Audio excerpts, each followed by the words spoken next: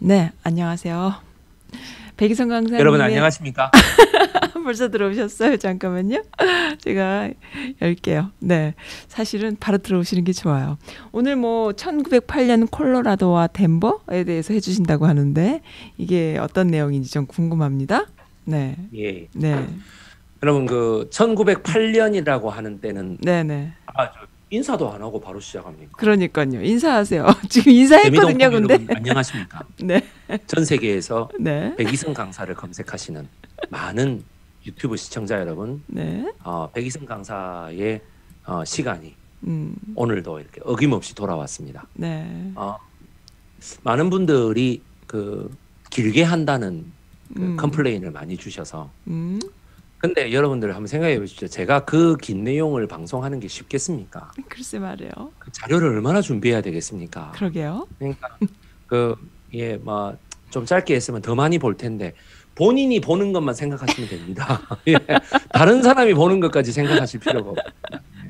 예. 그래서 물론 홍보를 많이 해주시는 것은 중요하겠습니다만 네, 선즈님께서 저에게 네. 막 이렇게 좋은 기회를 주시는 관계로 네, 제가 저희 집에서 이렇게 네, 진행을 하고 있습니다. 네, 그래서 오늘은 조금 짧게 막 1시간 30분 네, 네, 네, 내려와 우리 선즈님께서 네, 오늘 그렇게 되는 이유는 이 라스베이거스의 우리 줄리님 같은 경우에 네, 라스베이거스의 줄리라고 말 안 하면은 네. 윤석열 마누라 줄리라고 생각하기 때문에 아, 라스베이거스의 줄리님의 경우에는 서머타임이 해제가 됐대요. 지금 네. 그 지역은.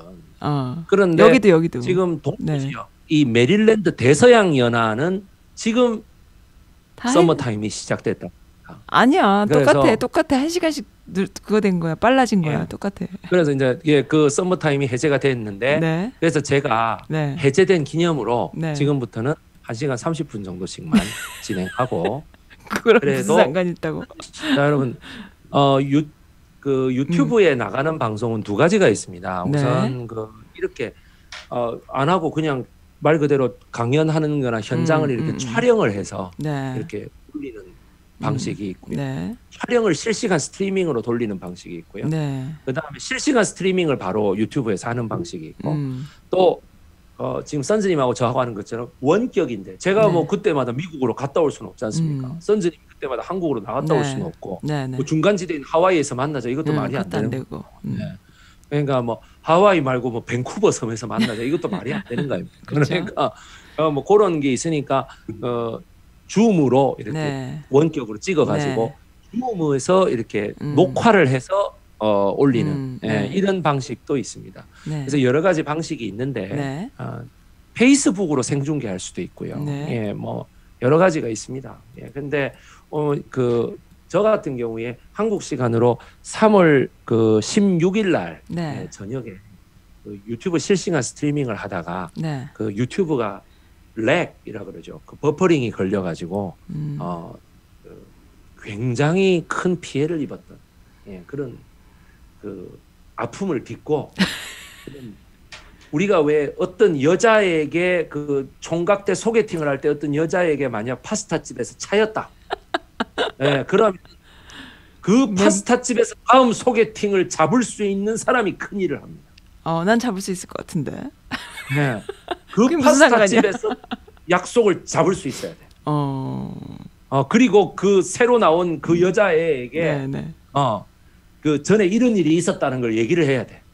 뭐 그렇게까지. 내가 당신하고 꼭 잘 되고 싶어서 이 말을 이렇게 맡긴 거를 깨버리고 싶어가지고 내가 자신의 트라우마를 깨트리려고. 자신의 트라우마를 깨려고.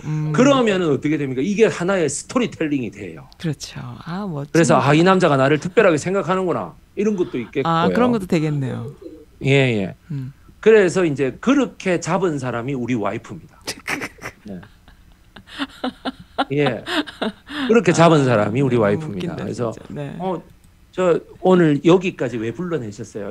저번 소개팅에서 제가 아주 나쁜 여자한테 이렇게 당했습니다. 라고 내가 얘기를 하니까 진짜 나쁘다 이러면서 이게 친해져요. 네. 도대체 여자를 몇 명을 사귄 거야 도대체? 아니 한둘이 아니야, 총각대 소개팅까지 뭘 사귀었다고 그래요. 소개팅을 아, 여러 번 하는 뭐 거죠. 쫓아다니는 예. 누나도 있었다고 어디서 들은 것 같기도 하고. 쫓아다니는 거 그거는 그러니까 연도가 다르잖아. 한꺼번에 뭐 네다섯 다리를 어, 한 것도 아니고. 아무튼, 음, 그래서 우리 와이프는 재밌네. 다음과 같이 얘기합니다. 네, 제가 예전에 뭐 과를 얘기해도 되지 이름 응, 얘기 안 해. 응, 한 번은 별로 내키지 않는 주선자가 네, 우리가 왜 주선자가 뭐가 좀 똑똑하고 네, 이러면은 네, 소개팅을 해주면 좀 신뢰가 가잖아요. 그죠? 네, 저 아가 소개해 주는데 근데 주선자가 영 형편없으면 어떡해요? 그냥 뭐 시간이 없으니까 논이 장독 깬다고 나갔다 들어오는 거지 뭐. 내가 또 하필 남자야. 그러면 네 마음에 안 드니까 내한테 소개해 주는 거냐? 뭐 이런 그렇지, 생각도 그럴 들고 수도 있고. 그렇지 않겠습니까? 근데 그냥 막 아이고 뭐 논이 장독 깬다고 또 무슨 속담이야? 근데 무슨 그런 속담이 있나? 장독 깨면 속이야? 논이 장독. 아니 논이 뭐하노? 인형 눈이라도 붙여야지. 이러면 내가 이해가 되지. 그런 얘기가 있어요. 아니 논이면 왜 내가 빨래라도 개야지. 이러면 내가 이해가 되지. 전혀 이해 안 되는 논이 깬다는 게 무슨 소리야? 언밸런스적인 예, 저는 모르는 속담입니다. 제가 할머니라고 하죠. 백영사님이 모르는 속담이 있구나. 네. 네, 알겠습니다. 예, 그래서 우리 와이프가 이제 만나기 5년 전, 네. 여러분, 5년 전에, 네. 와이프를 만나기 5년 전에. 5년 전에 제가 이제 소개팅 장소에 나갔습니다. 네. 그랬더니 그때 거기가 어디였냐 하면은 네. 서울 숙명여자대학교 앞에 네. 부티크 카페가 하나 있었던 걸 기억납니다. 기억력은 예. 왜 이렇게 좋은 거야? 숙명여자대학교 앞입니다. 네. 거기가. 네. 예. 그 여자분이 숙명여자대학교 음대 대학원을 다녔어요. 그랬구나. 그래서 피아노를 전공하는 분이었어요. 근데 내가 뭘 전공하는지도 모르고 간 거예요. 네. 그러니까 말 그대로 블라인드 데이트라고 그죠? 저쪽에도 형 얘기에 대해서 뭐 남자다 이름이 백이성이다라는 거 외에는 아무것도 말 안 했다는 거야. 역사 전공이라는 것도 말 안 한 거예요. 네네네. 예, 그래서 이제 내가 이제 가서 이래 있는데 나는 얼굴도 모르지. 네. 근데 저쪽한테는 내 얼굴을 보여줬더라고. 자기하고 찍은 사진을 보여줬더라고. 네. 그래갖고 내가 이제 그래 뭐 했는데 뭐 그쪽도 내가 볼 때는 별로 기대하고 나온 것 같지가 않아. 그냥 학교 앞에서 한다니까. 뭐 한두 시간 때우지 뭐 이런 거 있죠. 예. 네. 그리고 뭐 대학원 다니는 놈이 무슨 돈이 있겠노 이런 것도 있고. 예, 그러니까 이제 이분은 소개팅도 하는데 뭐 커피도 얻어 마시고 저녁도 좀 얻어먹고 좀 이런 거를 생각했던 것 같은데. 네. 그러니까 비싼 저녁 이런 거 생각했던 거죠. 네네. 그래가 이제 그 커피집에 이래가 있는데 보니까 내 말고도 한 두 쌍이 소개팅이야. 내가 보니까 내 말고도 두 쌍이 소개팅인데 내가 이렇게 말합니다. 내한테 근데 이 아가씨가요. 네. 내가 딱 만나더니 제가 이런 전공이 어떻게 되십니까? 약간 그런 건 묻지 말아 주세요. 뭐 이러는 거 있죠. 정말. 그럼 내가 그럼 뭐 그쪽은 여자고 저는 남자고 지금 현재 둘 다 서울 살고 네. 그렇네요. 내가 이랬거든. 그러니까 그럼 전공이 어떻게 되시는데요? 아니 방금은 묻지 말라면서요. 자기는 얘기 안 하고 왜 저한테 그렇게 얘기하십니까? 그랬 제가 진짜 말 안 할라 했는데 저 피아노 전공해요. 라는 거예요. 그쪽은 제가 보니까 제가 한번 알아맞혀봐도 될까요? 이러는 거예요. 제가 한번 알아맞혀봐도 돼요? 뭐 이런 게 아니야. 제가 한번 알아맞혀볼까요? 뭐 이런 분위기죠. 똑같은 말이라도. 똑같은 말이라도 아주 시간방진. 여러분은 루트비 비트겐슈타인이 자기 철학책에서 그렇게 얘기하지 않습니까? 네. 이런 거 있잖아. 모든 이 한 문장에는 어떠한 뜻도 담길 수 있고 그 어떠한 뜻도 뭐예요? 네. 그 문장의 사전적 의미로 채택돼야 되는데 이게 여러분 무슨 말이냐면은 네. I love you라는 말 있잖아. 네. I love you. 네. 정말 이걸 갖다가 I love you라고 얘기를 네. I love you라고 얘기할 수도 있고 네. I love you라고 얘기할 수도 있습니다. 그렇죠. 이게 무슨 뜻일까? I love you는 나는 너를 사랑한다라는 말이겠지만 네. 그죠? 예. I love you는요. 어떤 거예요? 그건? 너를 사랑하고 있는 건 저 새끼가 아니라 바로 나야 이 말입니다. 그렇구나. 아시겠습니까? 네네네. I love you라는 말은 무슨 음. 말인가요? 나는 너를 싫어하는 게 아니라 사실은 사랑하고 있는 거야 이 말이에요. 너무 좋다. 그렇게 다르군요, 의미가. 네. I love you 하면 뭐예요? 내가 진짜로 사랑하는 건 저딴 가시나 알고 바로 니야 임마 이 말이에요. 이 똑같은 가시나야 이 말이죠. 그렇네요, 정말. 와. 뭐야? I love you. 이거는 뭘 의미합니까? 이거 뭐 이렇게 귀를 머리 말면서 I love you. 이거는 무슨 말이에요? 두 가지로 해석할 수 있죠. 네. 맨날 듣는 말이기 때문에 이제 좀 심드렁해서 뭐 좀 새끈하게 하는 부부끼리 말일 수 있고 네네. 아니면 어떨까요? 아버지가 맺어주는 정략 결혼에 대한 이 아들의 여자에 대한 심드렁한 표현일 수도 있습니다. 네, 여러 가지가 있네요. 그렇죠. 네. 그리고 어떻게 돼? I love you라는 말을 하는 행위, 그가 언어 행위도 행위라고 봤을 때 표현 주체가 정말로 상대방 여자가 사랑하는 여자라면 너무너무 그 여자가 기분이 좋겠죠. 네. 가슴 떨리고. 네. 그런데 그 여자가 정말 싫어하는 스토커나 네. 정말 싫어하는 민폐남이 자기한테 그렇게 얘기하면 어떻게 될까요? 싫죠. 싫죠. 네. 이 모든 가능성을 비트겐슈타인이 언어 철학에 담아야 된다고 세계 최초로 주장한 거예요. 네. 그 전에는 언어가 전부 다 뭐였냐면은 그 소쉬르라고 하는 스위스 철학자의 철학이죠. 일물일어설. 모든 문장은 한 가지 뜻밖에 없다. 즉 그때부터 나왔던 말이 뭐야? 그래머라는 말이 나옵니다. 그래요? 문법이라는 말이 나옵니다. 그렇군요. 문법적 인간과 비트겐슈타인이 나오는 말이 모든 언어의 뭐 시츄에이셔널 이걸 우리가 요즘 말로 뭐라 그래? 게임론이라고 하는. 여기 마이크 살짝만 좀 당겨주세요. 소리가 이렇게 고개 네네 그렇게 자꾸 게임 이론이라고 말하는 거예요. 네. 그러니까 그때마다 다르고 유동적이라는 거예요. 모든 상황이라는 게. 네네. 예, 그러니까 물리학에서만 상대성 원리가 있는 게 아니고 네. 언어 철학에도 상대성 원리가 있다라고 하는 걸 네. 비트겐슈타인이 얘기하는 겁니다. 머리가 그래서 제가 좋은... 그때 당시에 그분이 그래 내가 전공하면 알아맞혀 볼까요? 이러는데 내가 딱 그걸 느낀 거예요. 똑똑하다. 이게 비트겐슈타인의 그거구나. 완전히 그게 딱 예를 드니까 문장으로만 접하던 거에서 완전 이해가 순간적으로 빠박 되는 거야. 그러고 나서 어떻게 되냐면 그 여자분이 하는 말이 제가 봤을 때는 뭐 돈이 그래 많아 보이시지는 않고 어머나 뭐 철학이나 뭐 이러는 거 있죠. 어머나 그랬구나. 내가 세계적인 모든 그 학문의 중심이자 기본인 철학을 전공하면 돈이 없고 가난합니까? 네, 이렇게 물었습니다. 네. 그러니까 취직이 안 되잖아요. 그러는 거예요. 그래서 죄송한데 저는 역사 전공인데요. 네. 그랬더니 그 한다는 말이 뭐 역사면 뭐 뭔데요? 우리나라 역사인가요? 뭐 브라질 역사인가요? 진짜 이렇게 얘기하는 거야. 그래서 내가 한국 역사입니다. 그랬더니 이 사람 뭐라고 얘기했게? 이 여학생이 뭐라고 했어요? 되게 공부하기 쉬운 거 아니에요. 어머나 그랬구나. 되게 무식하다. 한국 사람이 한국 역사하면 쉬운 거 아닙니까?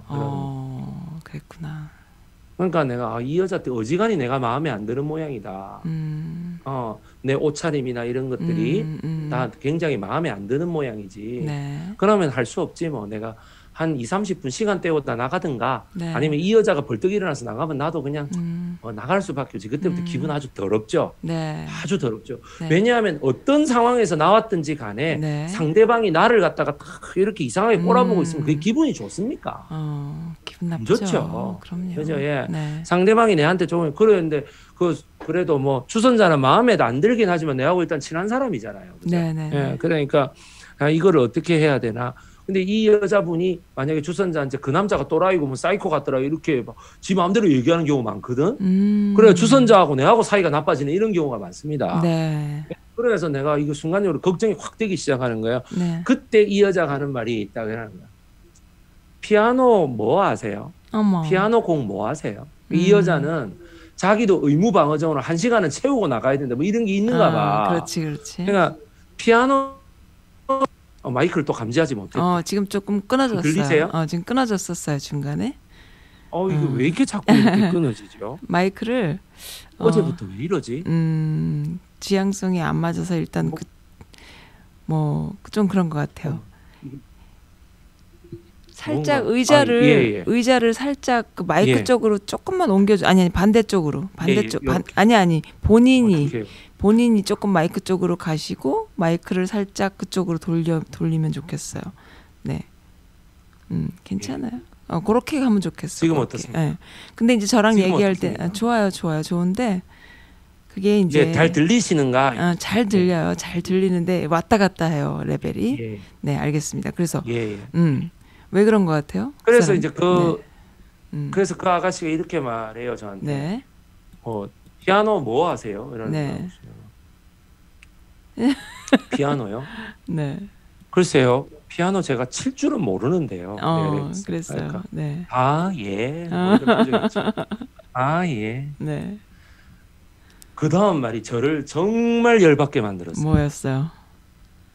혹시 엘리제를 위하여라고 아세요? 이러는 오 마이 갓. 그건 알고 계시나요? 이렇게. 그랬구나. 그래서 내가 이게 순간 머리가 띵한 거예요. 네. 얘를 지금 그것도 모르는 사람으로 보는 거예요. 여러분 엘리제를 위하여가 우리나라에서 그게 그냥 말 그대로 니 한국말은 할 줄 아니? 뭐 이런. 그렇지. 예, 뭐 미국 사람들도 그러잖아. Hey, can you speak English? 이런 소리 하잖아요. 네. 너 뭐 좀 알아? 야, 너 기본은 할 줄 알아? 뭐 이런 네. 뜻이 아니에요? 네. What are you doing의 다른 말 아닌가? 그렇지. What are you doing? 뭐 이런 말 할 때, 아예 뭐 그런 뜻 아니에요? 야, 너 한국말 할 줄 아는 거야? 뭐 이런. 그것도 다 문장 언제 어떻게 쓰이냐에 따라서 달라요. 와달 중도 다르고. 진짜 진지하게 네. 미국 사람이 외국 사람인데 말을 해야 될 때 Do you speak English? 이렇게 물어보는 경우도 있겠지. 있지. 이제 영어를 혹시 할 줄 아세요? 그러면은 예, 영어 좀 잘합니다. 그럼 그래요? 그럼 내가 조금 편하게 얘기해도 되나요? 조금만 슬로우하게 얘기해 주세요.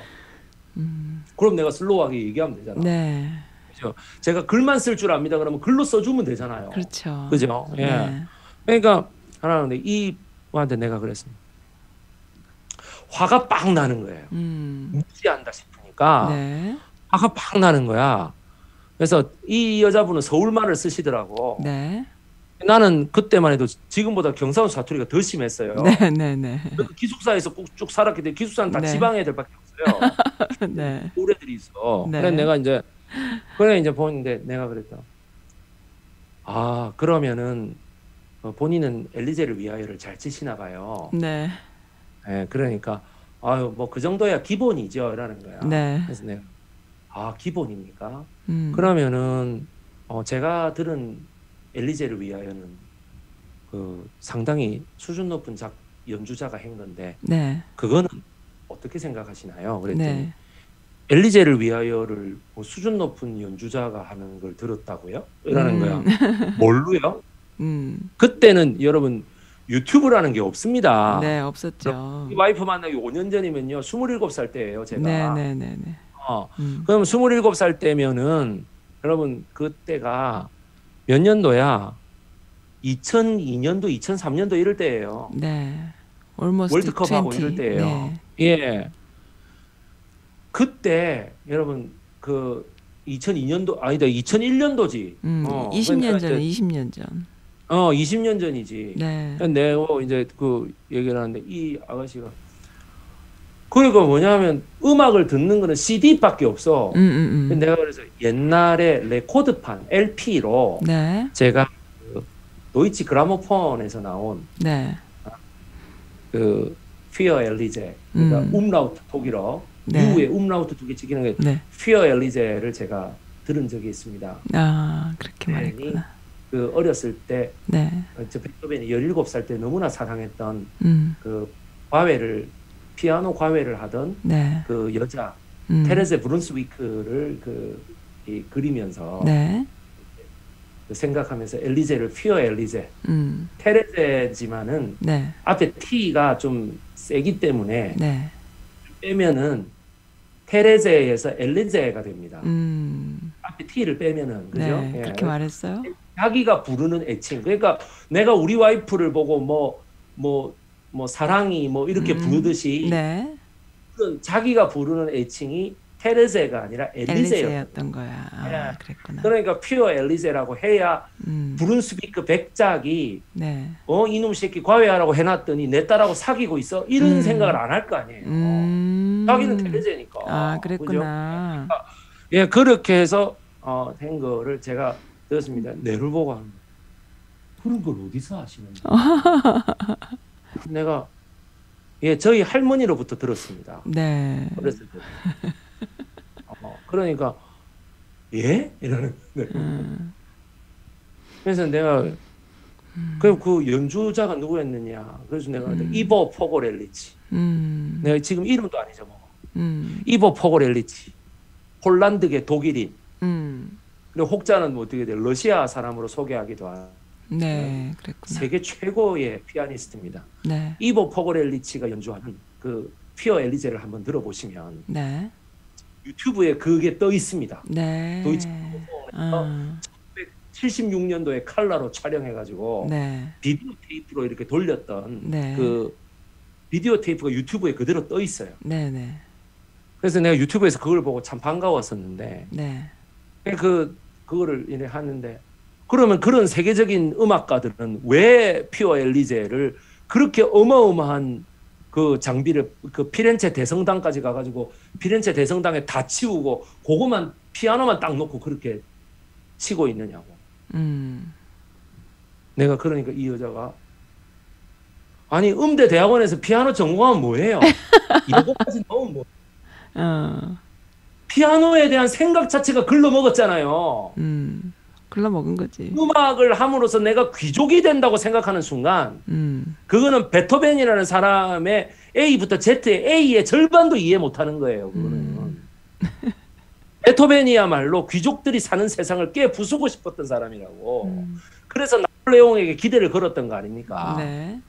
예, 나폴레옹에게 기대를 걸고 왜 자기가 평민 출신으로서 그 작곡을 잘하지만은 그 귀족들이 자기에게 과외를 맡기기도 하고 곡을 헌정하기도 하고 마에스트로 루트비히 반 베토벤하고 하긴 하지만은 어떻게 돼요? 결국에는 자기들 인정 안 해주잖아. 저 천박한 평민 새끼라 하면서 이러잖아요. 네네네. 그러니까 어떻게 돼? 자기는 너무너무 그게 한이 맺히니까 그래 됐는데 그런 사상을 왜 이해를 못합니까? 내가 그 여자 보고 막 뭐라 했다고. 잘했다.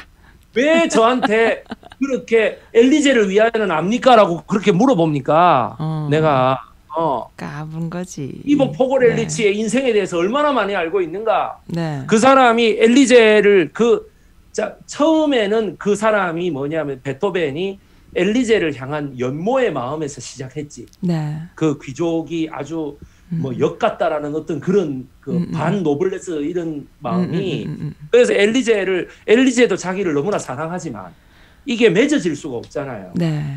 그러면서 자기가 뭐냐면 신분제를 타파해야 된다. 중소 부르주아지들의 세상이 와야 된다. 네. 공산주의가 프롤레타리아트잖아.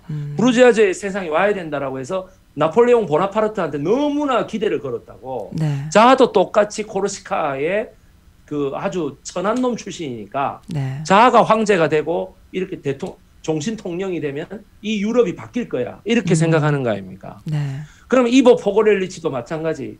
자기 엄마가 폴란드계라는 것 때문에 너무나 많은 그 혼혈이라는 것 때문에 너무나 많은 정신적 박대를 받고 어렸을 때부터 컸다고. 네. 그래서 그 엘리제를 향한 베토벤의 마음이 돼가지고 그거를 연주한 거예요. 네. 그렇지 않으면 절대로 그 연주가 안 나와요. 그런 연주가. 네. 그러니까 연주 하나를 보고 그 곡 하나를 보고 그렇게 해석할 수 있는가? 내가 그 해석이 돼가지고 피아노 건반 위에 손가락을 올려야 될 거 아니냐? 네. 페달을 밟아야 될 거 아니냐? 그렇죠. 기계적으로 하는 게 아니고 내가 그렇게 얘기를 했어. 그러고 나서 내가 그래 주선자가 내 보고 만나보라고 해서 만나봤는데 네. 아가씨 실망입니다. 내가 당신이 나를 철학가로 보든 역사학가로 보든 블라인드 데이트니까 뭐 경제학가로 보든 의대로 보든 마음대로 할 수 있는데 네. 이것 내가 딱 보니까 돈도 없게 보이고 그 뭐야 주차장이 없는 학교 앞에서 만나자고 한 것이 아, 이 새끼 차가 없구나 이 말이잖아요. 그래서 뭐냐면 차가 없는 걸로 생각하고 내가 손목시계도 싸구려 이런 거 하나 차고 있으니까 안 그렇습니까? 그때 내가 안경도 안 썼을 때거든. 안 그렇습니까? 그죠? 안경을 이렇게 벗으면 어떻습니까? 내가 지 마음에 안 들었나 보지. 그래가지고 어떻게 돼요? 여자가 그렇게 대놓고 모욕을 하는데 나도 내가 그랬다. 나도 27살밖에 안 된 청년이라 아직 인격적 수양이 덜 됐습니다. 네. 그러는 그쪽은 25살로서 무슨 인격적 수양이 됐어요. 내가 이랬다고. 집에 가서 이보 포고렐리치나 다시 공부하세요. 내가 그러고 벌떡 일어나서 나와버렸어. 네. 잘했네요. 내가 한성질하죠, 그죠? 예. 아, 20대는 벌떡 일어나 나와버렸는데 20대는 그런 게 있어요. 문제는 있잖아. 네. 아니, 문제는 네. 그 아가씨가 왜 나를 좋아합니까? 그래요? 1년 동안 있잖아. 계속 전화하고 주선자를 통해 갖고 오빠하고 내하고 한 번 더 만나게 해달라고. 됐다 그래. 왜 좋아하는데? 몰라 왜 좋아해. 됐다 그래. 그래서 우리 와이프한테 내가 이거를 내가 그 사귄 여자는 아니니까 내가 이렇게 물어봤습니다. 그러니까 우리 와이프가 하는 말이 오빠 내가 어디 가서 이거 하지 마라 그랬지. 맞아. 이거에 간 거야. 맞아. 여자들 이게 블러핑이 아니고 오빠가 이게 어떤 남자가 그거를 알겠어. 그 베토벤 뭐 이런 그렇게 얘기하는 남자를 지가 뭐 어떻게 봐, 지가. 내 말이 그랬구나. 어떻게 만나? 내보고 이러는 거야. 걔는 아마 지금 결혼을 했겠지만 결혼한 그 남편도 그렇게 말 못할 걸. 미치겠다. 그러는 거야. 와, 이거 어디 가서 여자 앞에서 이거 좀 하지 말라고. 내보고. 그걸로 간다고 오빠는 가진 건 없어도. 네. 그래가지고 왜 그런 거예요? 우리 찬송가 중에 뭐 내 품위에 가진 것은 없어도 뭐 아무 증거 없어도 걸어가세 뭐 이거 있죠. 믿음 위에 서서 아무 증거 없어도 할 때 항상 우리 와이프가요. 그 찬송 듣거나 부르면서 내 생각은 안 돼. 아무 가진 거 없어도요? 저 사람은 아무것도 가진 게 없는데 이거다 이거. 어디 가서 이것만 한번 하기 시작하면 내가 미치겠다 정말. 이러면서 이렇게 보는 게 있다고. 그래서 내가 보고 뭐라 했게 선즈님도 네. 지금 오빠가 계속 이거 하는 거에 아마 오빠를 참 아마 좋아하고 있을 거라고. 내가 그래서 아니 그럼 당연한 거 아니냐. 선즈님하고 내하고 서로 좋아하고 있거든. 이 방송이 계속 되겠냐. 내가 미치겠다 정말. 하는 말이 이러면 귀엽다 정말. 네, 그렇게 얘기를. 그런 의미. 그 와이프 너무 귀엽습니다. 첫 번째 그림을 올려주시기 바랍니다. 네. 알겠습니다. 아주 설원이 너무 멋지네요. 네, 올렸습니다. 예, 테레세 브룬스위크. 네. 그 다음에 아까 그 숙명여대 음대 대학원 다니던 여자애. 네. 왜 얘기했는가? 네, 왜 얘기했나요? 이거 얘기하려고 이 말씀드렸습니다. 그래요. 2006년도 왼쪽 표에 보시면 2006년도 결혼에 성공한 남녀의 표준 모델이라고 나와요. 네. 표준 모델이야 저게. 그래요. 자, 잘 보세요. 네. 성별 남자 여자. 네. 일단 성적 소수자는 표준이 아니죠. 그죠? 네. 그러니까 부끄러운 줄을 모르는 거야 지금. 저런 표를 내놓고 우리가 뭘 잘못했는데 이러고 있는 거야. 네. 네. 그다음 두 번째. 네. 연령은 33.4세, 네. 30.3세에서 어떻게 네. 됐어요? 연령이 36.3세에서 네. 33.3세로 갔죠. 네. 그 다음에 3천만 그 연수입 보세요. 네. 3천만 원에서 500만 원 사이, 네. 2천만 원에서 2,500만 원 사이로 갔죠. 자, 네. 이렇게 보십시오. 네. 5천만 원에서 6천만 원 사이, 네. 3천만 원에서 4천만 원 사이로 물가가 오르니까 네. 13년 만에 이 수익이 이렇게 뛰었죠. 네. 그럼 저거보다 못 버는 사람은 결혼하지 말라는 얘기입니까? 그러게요. 표준 모델이라며. 그렇게. 그 다음 밑에 보시죠. 네. 학력 이게 더 웃겨. 4년제 대학 졸업. 똑같아. 참. 선생님 우리 세상에는요. 네네. 4년제 대학을 나오지 못하신 분이 더 많습니다. 더 많죠. 네. 해마다 음. 약 40만 명에서 50만 명 정도 되는 사람이 네. 수학 능력 시험을 친다고 생각하니까 네. 이 우리 대한민국 모든 사람들이 다 4년제 대학 나온 것 같아요. 아니에요. 네. 천만의 말씀이에요. 음. 결혼에 성공한 남녀의 표준 모델을 저렇게 적어놓고 네. 안 부끄럽나 저 회사는? 항상 이런 거에 우리는 익숙해 있잖아. 근데 이런 말도 안 되는. 그 다음에 이제 더 이제 미치는 거 나와요. 그 밑에 뭔가요? 보세요. 일반 사무직 직업. 변화가 그렇네요. 없어. 그렇네요. 우리 사회가 네. 그만큼 아무런 발전도 없고 그러니까 경제적인 외형만 늘어났지 네. 이 사람의 어떤 인식이나 이런 게 안 바뀌었다는 얘기입니다. 다양성이 없어. 다양성이 하나가. 여러분 일반 사무직이라는 건 무슨 말이냐면 네. 보험을 하지 않는 사람이라는 거예요. 어떤 거요? 어떤 거? 모험? 보험? 벤처라는 걸 모르는 거예요. 아, 모험. 어드벤처 이런 거 모릅니다. 네.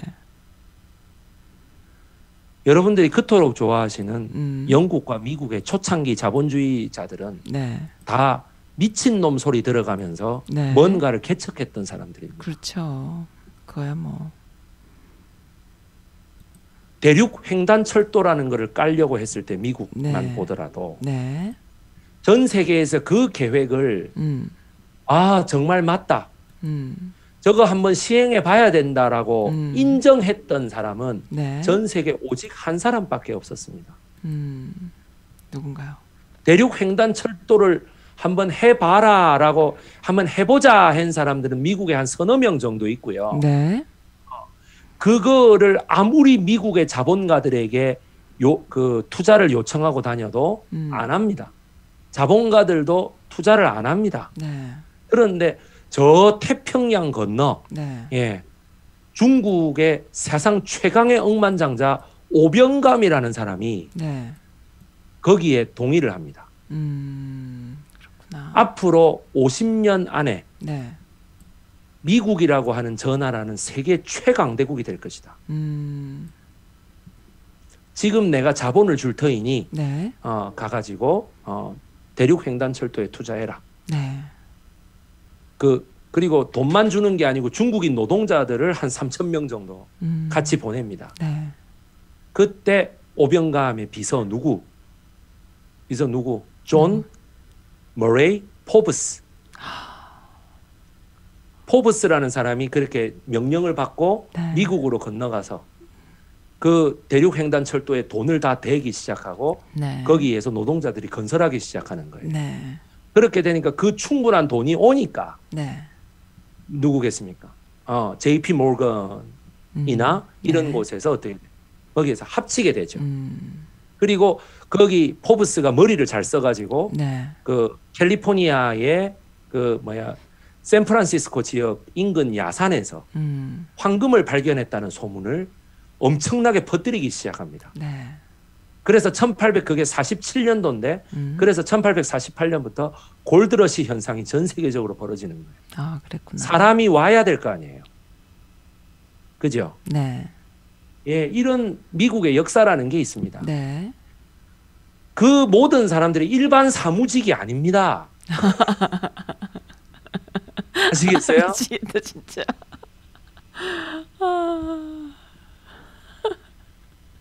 그럼 또 이렇게 얘기하지. 아이고 마 그런 거는 하늘이 내린 사람이고 그래 놓고 무신론자다. 하늘이 내린 사람이라며. 근데 왜 무신론자야? 저거야말로 하나님의 노예구만. 안 그렇습니까? 내가 하는 말이 일반 사무직인데 네. 저 일반 사무직이라는 말은 뭐냐면 이미 뭔가 안정이 되고 한 달에 따박따박 돈이 들어오는 사람 이거 아닙니까? 맞죠? 네. 그러면 따박따박 돈이 들어오는데 소위 마쓰시다 일본의 그 패나소닉의 그 하는 마쓰시다 전기에 어떻게 돼? 마쓰시다 고노스케의 그 이 직장 경영 방침 한 번 채용하면 그 사람을 65세 때까지 계속 갖고 있는다. 네. 그죠? 예. 네. 그래가지고 회사에 대한 충성심을 확보한다. 그리고 65세가 넘어가면 퇴직연금을 계속 준다. 네. 이거잖아요. 음. 근데 지금 마쓰시다 고노스케의 그런 경영 철학이 이미 무너진 지가 20년이 넘었습니다. 그럼요. 근데 아직도 그 신화에 매여 있는 거예요. 우리나라 그게 심하죠. 그게 지금은 그러니까 부동산으로 간 것 같아. 공무원으로 계속 몰릴 수밖에 없는 거예요. 공무원하고 그다음에 건물주로 넘어간 것 같아. 뭐 네, 따박따박 무슨. 따박따박 월급 나오는 이런 거. 예, 여러분들 보십시오. 네. 그 3D 직종이 있잖아요. 네. 그리고 또 영업직도 있습니다. 네. 그리고 저처럼 소위 말해서 뭐예요?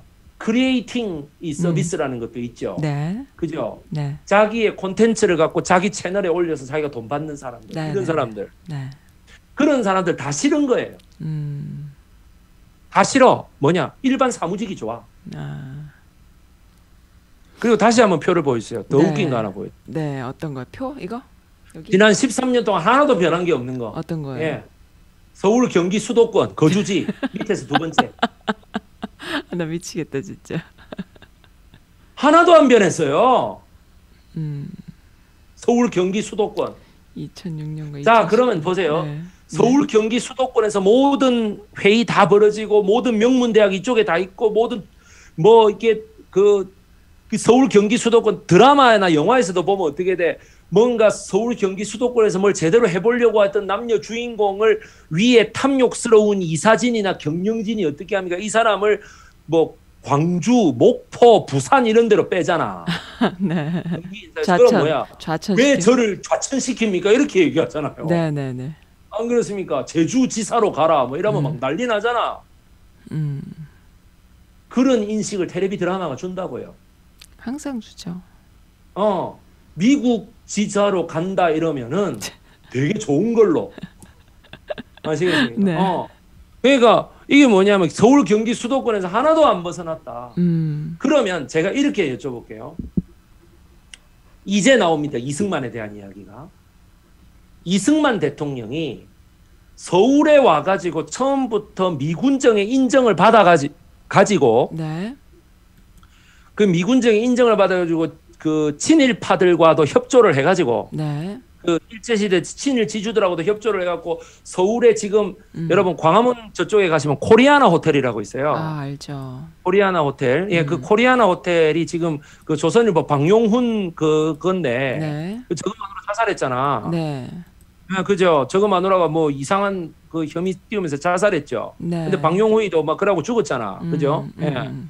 예, 그러니까 이거 뭐 그렇습니다. 뭐 그것도 되고 뭐라고 얘기하겠어. 근데 거기 앞에 친일파들이 돈가방 싸들고 와가지고 석줄 넉줄로 막 기대서 일하고 있을 정도로 네. 그죠? 예, 엄청나게 그래서 서울에서 활동했다. 그래서 프레지던트로 처음부터 임명됐었다. 서울에서 뭐 했다 이러면 그런 다 알죠. 그리고 미국에 있었을 때도 뭐 워싱턴 DC에만 있었던 것 같죠. 그리고 뭐 콜롬비아 대학 출신이다 그러면 콜롬비아 대학 뉴욕에 있잖아. 네. 그러니까 뉴욕 그렇지. 왜 지금 현재 상황이 지방 분권적인 상황이나 그 이런 게 아니고 네. 뭐냐 하면은 수도권 1급하고 수도권이 아니면 뭔가 다 이상한 사람들인 것처럼 이렇게 돼 있기 때문에 이승만 대통령은 원래부터 무슨 서울에서만 있었고 뭐 서울에서 활동했고 뭐 미국도 뭐 워싱턴 DC 아니면은 뭐 뉴욕주 이런 데서만 활동했다고 생각하기 때문에 어떻게 돼요? 이 말을 앞에 해야 돼요. 이 말을 앞에 해야 사람들이 우리 생각이 잘못된 거구나라는 것을 알게 됩니다. 그제서야. 왜? 지금부터 제가 말씀드리려고 하는 거는 이승만 대통령의 첫 번째 대외적인 지도자로서의 활동은 1908년도예요. 네. 그 도시가 어디냐? 콜로라도요? 콜로라도주의 덴버라고 하는 도시입니다. 진행하기 때문에 콜로라도 덴버의 그때 당시의 풍경을 제가 잠깐 보여드릴게요. 한번 두 번째 그림 한번 보여주세요. 네네. 아, 이게 그거였구나. 콜로라도 덴버의 그림이었구나. 몰랐네요. 네. 아니 덴버의 그림이 아니고요. 네네. 그 지금 시흥시 정왕동의 그림이에요. 그래요. 비슷해요. 네. 그렇구나. 제가 본 바로는. 그래요. 네. 아, 직접 지긋합니다. 보셨어요? 덴버에 가셔서 덴버를 아니요, 보셨어요? 직접 본 건 아닌데 유튜브로 보잖아요. 아, 그렇구나. 네. 예, 1930년대 덴버를 아, 보면 대충 아, 1908년도 그렇지 않을까요? 요렇게 자, 생겼었다 그럼 이거지? 네네. 예, 1930년대 덴버에 저렇게 비닐하우스도 있고 농토가 있으면 1908년 더 나빴으면 더 나빴지 뭐 그렇지. 비슷하지 않을까요? 제가 봤을 때. 그랬겠지. 네. 예, 그겁니다. 네. 저기에 우리 민족 지도자 40여 명이 모였습니다. 네. 그래서 음. 콜로라도 덴버, 음. 예, 콜로라도의 그 이승만 콜로라도라고 네. 유튜브에 치시면 네. 애국 동지 대표 대회라는 게 나옵니다. 애국 동지 대표 대회? 예, 애국 동지 대표 대회. 네. 제가 지금 카톡으로 보내드릴게요. 네. 네. 네.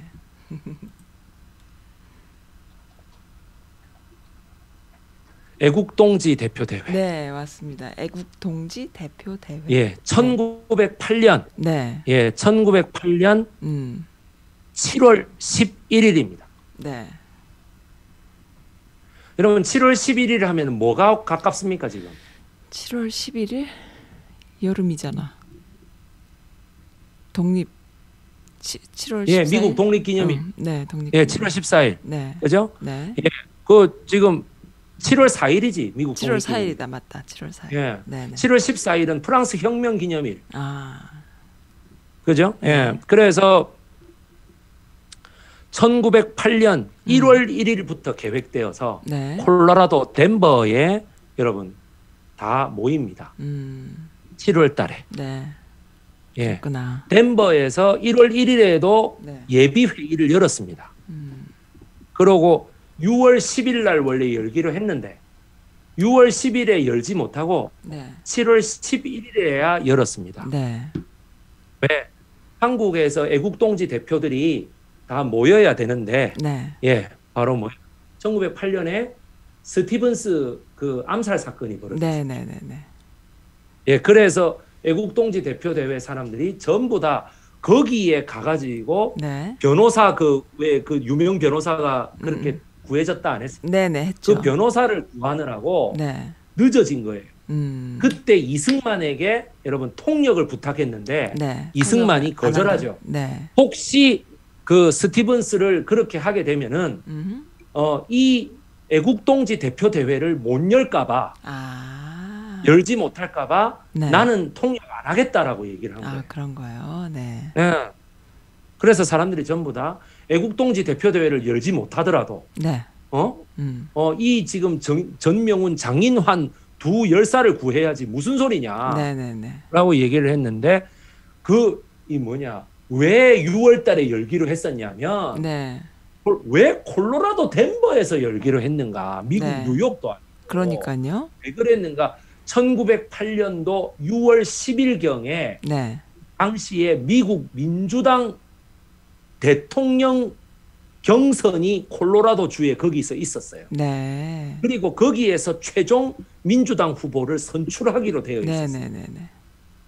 그렇기 때문에 뭐냐면 거기에 대통령 후보하고 바로 협상을 해서 네. 그 대통령 후보의 공약에 일본의 부당한 지배 야욕, 그러니까 1908년이니까 을사 보호 조약만 지금 그 돼 있는 거 아니야? 을사 네. 늑약만. 네. 그러니까 외교권과 국방권을 미국의 힘으로 도로 데리고 오려고 하는 거예요. 네. 그래서 이승만이 뭐라고 합니까? 스티븐스를 죽인 전명훈 장인환에게 쓸데없는 짓 좀 하지 마라 그랬죠, 내가. 그 독립에 아무런 효과도 없고 도움도 안 된다니까. 이런 거 있죠. 네. 한국 사람을 테러리스트라고 규정 지으면 어떡하느냐. 네, 네. 그렇게 할 것 같다 이거지, 지금 미국 그죠, 안에서. 그죠. 네. 그러니까 어떻게 돼? 콜로라도 대회. 그런데 어떻게 돼? 6월 10일에 안 열리고 이게 7월 11일인가 그때 열린다고. 네. 네, 그래가지고 민주당 대통령 후보가 선출이 되니 거기에 맞춰가지고 우리가 그게 어떻게 돼? 이승만은 자기의 욕심이 있었던 거죠. 뭐냐 하면은 내가 어쨌든 민족 대표가 돼가지고 그 미국의 대통령하고 바로 1대1 해야 된다. 그랬구나. 이 생각이 있었던 거예요. 예. 그때 여러분 우리나라에 민족 지도자가 또 한 명 더 있습니다. 박용만 여러분. 아, 그랬군요. 박용만 박용만. 선생. 예. 그래서 박용만이 원래 주도적인 입장이었어요. 그 대한제국에 의해서 네. 이승만이 감옥에 갇히죠. 네, 만민공동 서재필 따라 하다가 네. 그죠? 예. 네, 네. 그때 감옥에 갇혔을 때 똑같이 강원도 철원 출신으로서 와 있었던 예, 철원 출신으로 와 있었던 박용만이라는 군인이 있었습니다. 네. 그래서 둘이서 의형제를 맺는데 거기 정승만 아니 그러니까 정 무슨 만이고 하여튼 그 만하고 그래서 우리 결의 삼만 동포여라는 말이 이게 그 삼만이라고 불렀어. 박용만, 이승만, 네, 뭐 정무슨 만 이래갖고 근데 정무슨 만이 무슨 활동을 제대로 하는데 이 세 명이 다 더 이상 한국에서 활동을 못 하잖아요. 네네. 그 한국에서 활동을 못 하니까 배 타고 미국으로 건너가는 거예요. 아, 내가 미국 가서 한번 네. 해보겠다. 네. 그것도 원래 일본으로 다 가려고 했던 걸 일본 가서 우리가 아예 호랑이 그 입에다가 그냥 목을 이렇게 들이미는 거 아닌가 이제 그렇게 되면. 그러니까 우리는 미국으로 가서 미국에서 네. 한번 해보자. 네네네. 예, 그래서 어떻게 돼? 네. 박용만, 네. 그다음에 이승만, 네. 안창호, 네. 서재필 이 네. 네 명이 네. 어떻게 돼요? 재미 한인 동포를 이끌어가는 네 명의 지도자가 됩니다. 아, 그랬군요. 예. 그래서 그것이 어떻게 돼? 박용만과 이승만은 네. 그래서 민족 대표로서 네. 그 미국의 민족 대표로서 인정을 받고 있었기 때문에 네. 제가 대종교에 가서 강의했었던 네. 1919년 2월 1일 네. 그 민족 대표 39인 여러분. 그러니까 3월 1일 날은 33인이고 네. 2월 1일 날에 만주 길림성 그 용정현에서 했던 거는 2월 1일인데 네. 민족 대표 39인이었어요. 그래요. 거기에 이제 이승만과 박용만이 네. 민족 대표로서 이름을 올립니다. 미국 대표 이렇게 네. 해서 올리는 거예요. 네. 네. 예. 그래서 사람들이 이승만까지는 알겠는데 네. 박용만은 도대체 누구지? 이렇게 생각을 많이 합니다. 네. 박용만이라는 사람이 헷갈리는 이유는 네. 여러분 그 두산 그룹에 박용만 회장이라는 사람이 있어서 그렇고요. 네. 예, 그건 다른 사람이죠. 네. 그 다음에 이승만 대통령의 비서관이었고 나중에 그 이런 보수 세력의 서울 성동구의 국회의원을 지내기도 했던 박용만 씨라는 사람이 또 있습니다. 예. 그래서 박용만이라는 사람이 이승만 대통령의 당시 청와대가 아니고 경무대지 경무대의 비서관으로 채용될 수 있었던 이유는 자기가 미국에서 함께 활동했던 박용만하고 이름이 똑같아서라는 말이 있었어요. 아, 그래요. 자네를 보니 내 오랜 벗인 박용만이가 생각나는구만. 이러면서 그렇게 이승만 대통령이 많이 울었다 그래요. 그래요. 예. 예. 박용만을 보면서 늘 그렇게 울었다. 그래서 우리가 유명한 박용만이 3명이어서 그래. 그렇구나. 예. 이 박용만이 그 박용만이야? 이렇게 되기 때문에. 네. 예. 그런데 그 박용만 씨, 우리가 지금 말하고 하자는 그 애국 독립훈장 대통령장 원래는 그 독립장이 수여됐었는데 네. 이 격을 올렸죠. 네. 독립장이 제일 너무 낮은 단계다 그래서 격을 올렸습니다. 그래 그 박용만 씨가 지금 대한민국 그 최고 등급이 대한민국장인데 네. 두 번째 등급이 그 건국 공로훈장 대통령장, 대한민국장, 대통령장, 뭐 애국장, 애족장 뭐 이런 게 있을 거예요. 네네. 독립장 이런 게 있을 거예요. 그래서 이제 이 순서가 있는데 그래서 뭐냐면은 이 박용만이라는 분이 지금은 그 대통령장입니다. 네. 그러니까 2등급이지요. 네. 그래 이제 하는데 이 애국동지 대표회가 바로 미국에서 제일 먼저 결성된 우리나라의 아마 그 공식적인 그 독립단체일 거예요. 예. 그래서 이승만과 박용만이 콜로라도 덴버까지 옵니다. 네. 기차를 타고. 네네네. 기차를 타고 와요. 그래서 어떻게 돼? 그걸 해가지고 민족 대표의 한 45명인가. 근데 어떤 책에는 50명이라고도 돼 있고, 어떤 책에는 10명도 안 모였다고도 돼 있습니다. 근데 제가 보기에는 한 45명 정도 모인 것 같아요. 네. 모인 것 같은데 이승만 대통령이라는 사람이 그때 당시에도 아 정말 저 진짜 무식한 놈 저거 이런 거 있잖아요. 네. 지가 무슨 민족 대표라고 웃기고 있네 이런 거 있지 않습니까? 음. 그래서 기록을 22명밖에 안 해놨어. 아시겠습니까? 니는 민족 대표가 아니야. 이거 아닙니까? 그런데 박용만 씨는 네. 오는 사람은 다 받아줘요. 민주주의라고 하는 거. 우리가 나아가야 될 공화정이라고 하는 것은 네. 양반 쌍놈의 구별이 없는 거다. 네. 전부 다 받아줘야 된다. 이거였어요. 네. 그래서 45명, 박용만 씨 기록이 45명인 걸 보면 네. 실제 모인 건 한 50명 안 넘겠나라는 생각도 제가 해봐요. 네. 그런데 왜 이름 올리는 게 좀 부담스럽고 일본에게 뭔가 좀 이게 내가 나중에 신분상의 불이익을 당하면 어떡하지 뭐 이래갖고 뒤로 슬금슬금 뺀 사람도 난 있을 거라고 봐. 네. 네. 분명히 있다라고 봅니다. 그래서 그렇기 때문에 이승만 대통령 그때까지만 해도 항상 어디를 가면은 네. 그때까지만 해도가 아니라 죽을 때까지 그랬어요. 항상 어디를 가면 뭐야? 내가 양녕대군의 후손이다. 아, 그래요.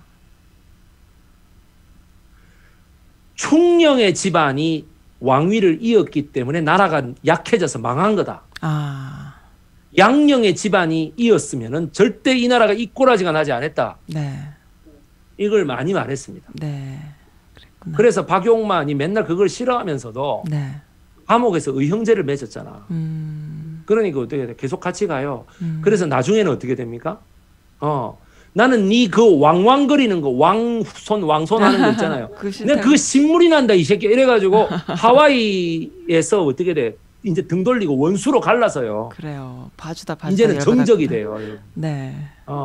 그래서 1928년도 그 샹하이 임시정부에서 조선의열단 네.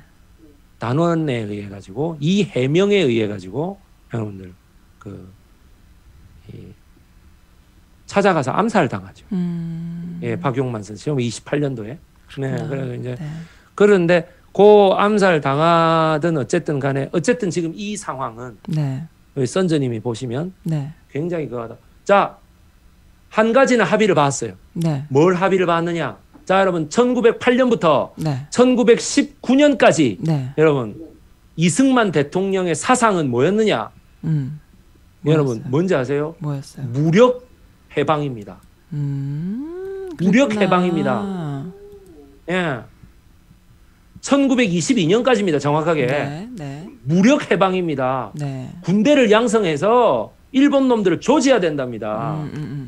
왜 청일 전쟁에서 우리 그 조선군이, 러일 전쟁에서 우리 대한제국군이, 그 다음에 또 어떻게 돼요? 각종 뭐 의화단 사태에서도 고종이 군대를 못 보내잖아요, 만주에. 미국에서 분명히 그렇게 얘기했거든. 의화단 사건이 일어났을 때 그 고종에게 군대를 1만 명을 뽑아갖고 만주로 보내라 했거든. 그걸 고종이 거부해요. 왜냐면 군대가 없으니까요. 아시겠죠? 그렇기 때문에 뭐냐 하면은 그 군대가 없어서 우리가 이렇게 국제사회에 말빨도 안 서고 너가 무슨 뭐 오라고 했을 때 군대도 안 왔으면서 무슨 소리야 뭐 이렇게 많이 당했기 때문에 우리가 무조건 군대를 키워야 된답니다.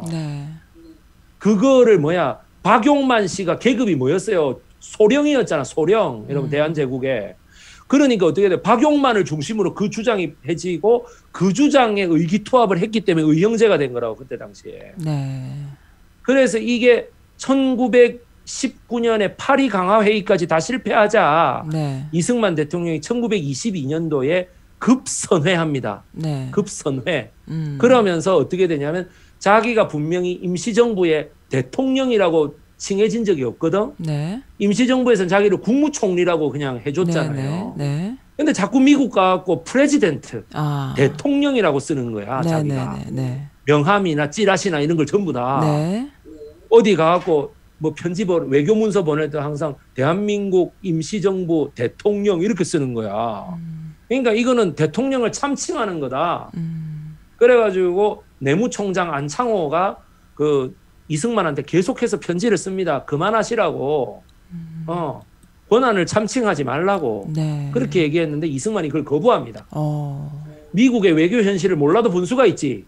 여기서 대통령이란 말을 안 쓰면 만나주는 줄 아느냐. 이런 식이 된 거죠. 그렇게 되니까 어떻게 돼? 그때부터 미국에게 듣기 좋은 말을 해야 우리가 그 광복이 될 수 있다 이래가지고 네. 그때부터 이승만이 했던 말이 뭐야? 위임 통치령을 얘기합니다. 위임 통치령. 그건 또 뭐죠? 바로 뭐야? 캐나다의 예를 보는 거예요. 네. 캐나다가 영국에서 독립하려고 했는데 자치권만 받았잖아요. 그러니까 우리가 뭐야? 자치권을 받으면 되는 거 아이가? 이렇게 된 거야, 이승만이. 네, 네, 네. 그러니 신채호 선생이 그때 뭐라 그랬습니까? 그때 뭐라고? 이승만은 이완용보다 더 역적이다. 이완용은 있는 나라를 팔아먹었지만 네. 이승만은 없는 나라를 만들어가고 지 맘대로 팔아먹었다. 어머나. 이렇게 얘기하는 거야. 그렇게 되면서 어떻게 상하이 임시정부에서 네. 1923년 4월 달에 이승만을 전격 탄핵합니다. 네. 대통령이라고? 그럼 좋다. 임시정부에서 탄핵 한번 받아봐라. 그러니까 대통령을 탄핵시켜버립니다. 네. 그것이 여러분 노무현 대통령이 헌정사상 첫 국회에서 의결된 탄핵이라고 웃기지 마세요. 상해 임시정부에서 첫 번째 탄핵이 벌써 일어났어요. 이승만 대통령한테 탄핵을 시켜버렸다고. 어디서 감히 위임 자치령 타령이야. 이렇게 된 거예요. 그렇게 되면서 탄핵을 시키는데 그 이후로 어떻게 돼? 박용만이 네. 이승만하고 이제 완전히 갈라섭니다. 몰랐네요, 정말. 완전히 갈라서고 자기가 중국으로 이렇게 들어오게 되죠. 네. 나 이승만이 있는 미국에서 못 살겠어. 네. 그죠? 예. 중국에 들어오게 되는데 박용만이 외교부장이었거든. 네. 대한민국 임시정부에. 외교부 차장 정도 됐을 거예요, 아마. 예. 그래가지고 이제 근데 김구 선생은 박용만을 굉장히 싫어합니다. 우선 네. 여러분 박용만 선생이 미국에서 계속 살았잖아. 네. 그러면 중국에 갔을 때 뭔가 중국 사람들이 세련돼 보였을까요? 아니면 영 이상해 보였을까요? 좀 후져 보였을까요? 이상해 보인 거죠. 네네. 중국 사람들이. 네네. 그러니까 어떻게 돼? 아유, 이거 정말 내가 미국에서 이러고 살던 사람이 아닌데 진짜 내가 짜증나서 못 살겠네. 계속 그런 소리를 한 거야. 박용만 선생이. 투덜거리는 걸로 보였겠네요. 그러니까 김구는 이런 거 있잖아. 아니 똑같이 미국에 있다 와도 안창호는 안 그렇대. 박용만은 왜 자꾸 저래? 이런 거 있지 않습니까? 그래서 여러분 1908년 애국 대표 동지회, 네. 애국 동지 대표회, 네. 7월 11일에 개최되었던 고도의 정치적 개념을 통해 가지고 하려고 했던 그 정치적 이벤트를 오늘 제가 말씀드린 겁니다. 그래서 그 덴버를 이해시켜 드리기 위하여 네. 여러분 뭐 미식 축구 좋아하시는 분들은 덴버 브론크스라고 하는 아주 유명한 그 풋볼 팀이 있죠. 미국 네. 미식 축구 팀 네. 덴버 브론커스. 예, 그래가지고 그 콜로라도 하면은 여러분들 딱 생각나는 게 뭐야? 그랜드 캐년. 예, 그랜드 캐년. 그런데 이승만 대통령도 그렇고 박용만 씨도 그렇고요. 네. 그랜드 캐년이라는 게 그런 규모로 존재한다 하는 것은 한참 뒤에 알게 됩니다. 그랬구나. 그때 당시는 그런 거를 관광한다 그런 건 그렇지. 생각도 못 하는 거예요. 생각도 못 하는 거예요. 자기 있던 곳만 딱 있다가 오는 거지 그렇게 뭐가 있는지 몰랐겠죠. 아니 그런 게 있는 줄도 모르는 거죠. 있는 줄도. 그러니까 오로지 그때는 뭐야? 미국 대통령, 민주당 대통령 후보 그것만 딱 쳐다보고 있는 그렇죠. 거예요. 그래서 첫 번째 거에는 다 동의를 합니다. 미국 안에 소년병 학교를 만들어 가지고 미국에서 고급 장교들을 훈련을 시키자. 이거를 이제 결의를 합니다. 네. 그래서 그 교장은 당연히 누가 하겠어요? 박용만이 하겠죠. 직업 군인이었으니까. 네. 그죠? 예, 박용만이 미국 군대들하고 다 이렇게 네. 얘기를 해가지고 합니다. 그래서 두 번째 뭐냐? 네. 미국 땅이 워낙 넓으니 네. 뉴욕하고 LA하고 샌프란시스코 뭐 이런 데 여러 군데 있잖아. 한인회가. 네. 그럼 이 전신망을 하나씩 다 가지자. 이게 뭐냐면 사무실을 가지자 이 말이에요. 사무실을 가지자. 그래서 이승만을 네. 그걸로 보내요. 워싱턴 DC로 보내게 돼요. 그래요. 그래서 구미 대표부라는 걸 워싱턴에서 그때부터 만들기 시작해. 그래서 샹해 임시정부 워싱턴 구미 대표부라는 거가 있었잖아요. 거기에 있다가 바로 통지가 갑니다. 탄핵됐다고. 네. 그랬구나. 이승만이 불같이 화를 내죠. 그리고 탄핵을 인정하지 않고 자기가 미국에서 계속해서 어떻게 돼? 프레지덴트라는 이름을 막 써요. 네. 막 써요. 네. 그게 여러분 이승만의 초기 인생이에요. 그게. 그러니까 뭐냐면은 그 우리나라가 처음 정부가 들어섰을 때도 네. 그 우리나라 서울에 정부가 들어섰을 때도 샹하이에서 왔을 때도 임정 출신들은 인정 안 하죠. 네. 예, 임정 출신은 인정 안 하고 자기가 이래 하는데 뭐냐면 이승만이 처음에 내세운 게 뭐예요? 왜 미국이 우리한테 전시평시 작전권을 뺏어갔어요? 이승만이 맨날 뭐라 그랬어? 내가 무력 북진 통일하겠다 했잖아. 자기가 무력 북진 통일하겠다고 했잖아요. 그래요? 그러면 그러니 거기에 그 6.25를 겪고 그래갖고 전시작전권을 미국이 가져가 버린 거 아니야. 그러니까 뭐냐면 왜냐하면 전쟁이 일으킬까봐. 맡기지 그죠? 않으려고. 그런데 어떻게 돼? 56년도에 대통령 선거를 하는데 그때 당시 이승만하고 해공 신익희하고 또 한 사람이 있어. 죽산 조봉암. 요 세 명이 있어요. 네. 그러면 죽산 조봉암이 있는데 이제 당시 분위기가 어떤 정도 분위기였느냐? 해공 신익희 선생이 여러분 조소왕 선생하고 영국을 갔다가 네. 정부 사절로 영국을 갔다가 뉴델리로 그러니까 뉴델리를 거쳐 그때 직항 노선이 어디 있어요? 여러 번 거쳐서 오는 거지. 뉴델리에 왔다가 뉴델리에서 다시 뭐 교통편을 해갖고 이렇게 한국을 돌아오는 건데 그때 당시에 뉴델리에서 북한을 만났다라는 유언 비어가 퍼집니다. 그래요. 그래서 그 뭐라고 얘기했냐? 평화 통일을 말했다. 그걸 가지고 해공 신익희를 이승만이 빨갱이 새끼라고 몰아쳐요. 그렇군요. 대통령 선거 전하면서.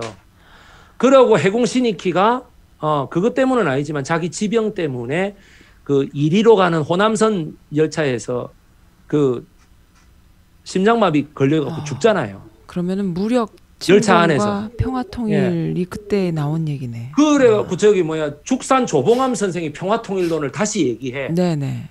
그래가 평화 통일론을 얘기해가지고 대통령 선거를 끝까지 가니 그 이승만이 57년도에 조봉암과 진보당을 어떻게 됩니까? 간첩죄로 잡아 체포하고 58년도에 1심에서 무죄 판결이 났음에도 불구하고 2심에서 다시 사형으로 뒤집어갖고 59년도 여러분 10월 달에 사형을 집행해 버립니다. 그게 극단적 이승만의 모습입니다. 그랬군요. 평화 통일을 주장하면 그때는 죽는 분위기였어요. 독재네요. 네. 예. 그러니까 무력 북진 통일이라는 건 이때 자기 사상이 들어온 거예요. 22년도부터 위임 자치령 하는 거는 뭔 소리냐면 지금 현재 무력 북진 통일 너무 하고 그러니까 무력으로 우리나라를 해방시키고 싶은데 이게 지금 전혀 안 되니까 현실성이 없으니까 그러면 어떻게 돼야 돼? 위임 자치령으로 해갖고 캐나다처럼 단계적 통일론으로 가자라고 얘기한 거야. 근데 무력 통일, 무력 해방론을 주장하고 있는 애들은 즉 자기가 서명했던 1919년 2월 1일 39인 대표선서에 이승만, 박용만 이름이 올라가 있는 거기에 그 독립선언서 내용이 뭐라고 끝납니까? 육탄 혈전을 통해서만 만이 조선 독립을 이룰 수 있다. 이렇게 돼 있거든. 육탄 혈전을 해야 된다. 이렇게 돼 있단 말이에요. 그러면 신채호라든가 이런 사람들은 다 거기에 그래서 육탄 혈전 이러고 있을 거 아니야. 근데 어떻게 돼? 이승만이 우리가 위임 자치령을 받자 이래 어떻게 되겠어? 돌아버리는 거지. 안 그렇습니까? 그리고 어떻게 돼? 대한민국이 딱 그렇게 48년도에 정부 수립을 임시정부로부터 쫙 해가지고 이제 서울에다 딱 세우니까 그때부터 내세운 조건 자기 제1 공약 뭐야? 무력 북진 통일 이 말입니다. 아시겠죠? 여러분들 그렇기 때문에 메가더나 그 이런 거죠. 에치슨 선언이 왜 대한민국이 그 방어선에서 제외됐느냐 그런 얘기 많이 하잖아요. 그 1948년도 49년도 그때 에치슨이 이렇게 평화 평화 뭐 라인을 끊는데 네. 대한민국이 제외됐다고 네, 네, 일본만 됐다고 그래서 그렇게 간단하게 생각할 문제가 아니고요. 네. 당시에 김일성과 이승만이 제일 으르렁거리고 있었거든. 어. 으르렁거리고 있으니까 미국이 거기에서 제외해주면 이승만이 미국을 등에 업고 북침할 거라는 생각을 안 할 거 아니에요. 그렇죠. 그러니까 미국이 어떻게 돼? 빼버린 거예요. 그리고 유엔군 극동사령부도 동경으로 옮겨버린 거예요. 도쿄로.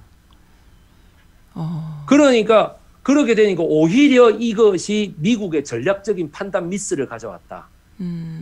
러시아는 시베리아 철도 하나밖에 없기 때문에 지금 네. 그쪽 극동으로 갈 수 있는 길이 없기 때문에 네. 조금 어려울 거다. 네. 그리고 중국은 지금 중국 공산당 국가라고 하는 게 만들어진 지가 1949년 10월달, 11월달 이때 만들어졌기 때문에 아직 두세 달도 안 됐는데 무슨 전쟁을 일으킨단 말이고 저것들이. 북한도 마찬가지였어요. 네. 그렇다면은 김일성이가 전쟁 좀 더 일으키게 해달라고. 네. 예, 그 네바강을 건너서 러시아의 혁명도 두세 달 안에 됐는데 이 넓은 러시아의 혁명도 됐는데 중국도 황하강과 양자강을 건너서 모택동이라고 하는 애가 됐는데 네. 아이 대한민국 이거 뭐 한강만 넘어가면 되는데 네, 네. 무슨 이게 뭐 시간이 걸리겠냐. 예, 그렇게 진행했던 전쟁이라는 거를 그렇게 주장하고 있다는 것은 미국 정보부가 알고 있었으나 네.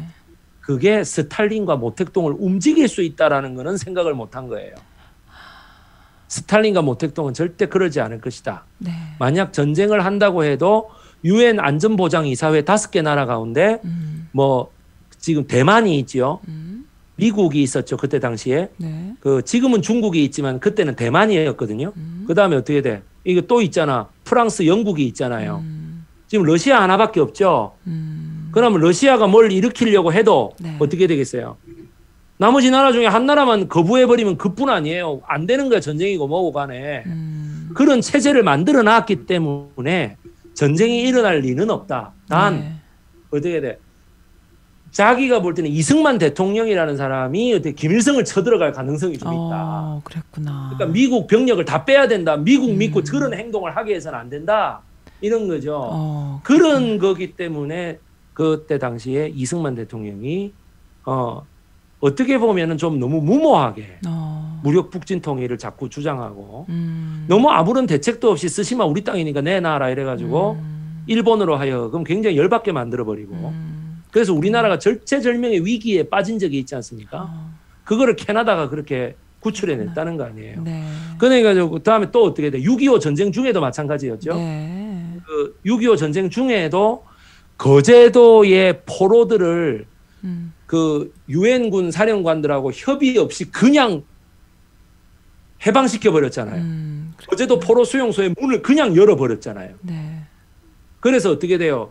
포로 협상이라는 걸 김일성하고 모택동이가 막 하고 있었는데 그런 협상 없이 그냥 문을 열어가고 우리나라 다 온나 이래 되니까 어떻게 됩니까? 중공군 총사령관 모택동 그리고 주은래가 네.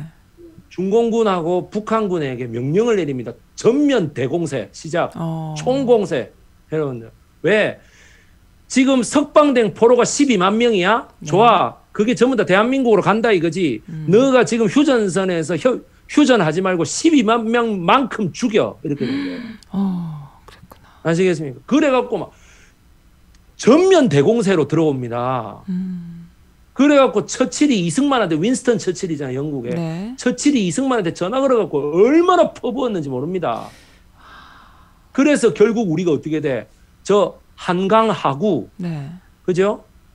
한강하구 반으로 쪼개졌죠. 그 다음에 어떻게 됩니까? 경기도 개풍군하고 장단군하고 강원도의 저 일대. 그죠? 예. 그걸 잃었잖아요. 그때 대공세 때문에. 그만큼 뺏겼잖아요. 살짝 그 안철수과네 이승만이 가만 얘기 들어보니까. 아시겠습니까? 우리가 이런 진실을 알아야 돼요. 완전 여러분들. 안철수랑 쌍둥이 같은데요. 우리가 그만큼 뺏겼다고요. 그랬군요. 그러니까 강원도 쪽으로 이렇게 올라간 건 있겠지만 경기도 쪽에서 그때 중공군들이 대규모 공세를 퍼부었기 때문에 네. 그 딱 직후로 대공세를 퍼부었기 때문에 유엔군이 물러날 수밖에 없었어요. 네. 그래서 그걸 뭐야? 경기도 개풍군, 경기도 개성시, 그 다음에 어떻게 장단군, 그죠? 예, 개풍군, 장단군, 그리고 연천군의 장북면, 예, 요 지금 네 개를 그리고 어떻게 돼?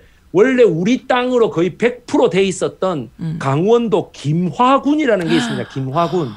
예, 뺏겼어요. 그 김화군을 통째로 잃어버립니다. 아, 그래요. 중공군이 뭐라 하더라 7만 명이 밤에 야습을 하는 바람에 그거를 어쩔 수 없이 내주고 뒤로 물러서요, 여러분들.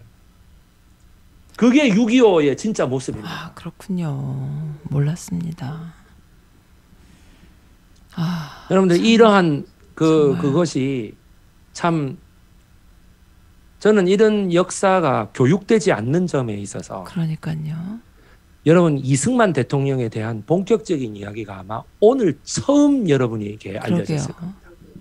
왜? 완전히 정신. 제가 이걸 하려고 했는데 네.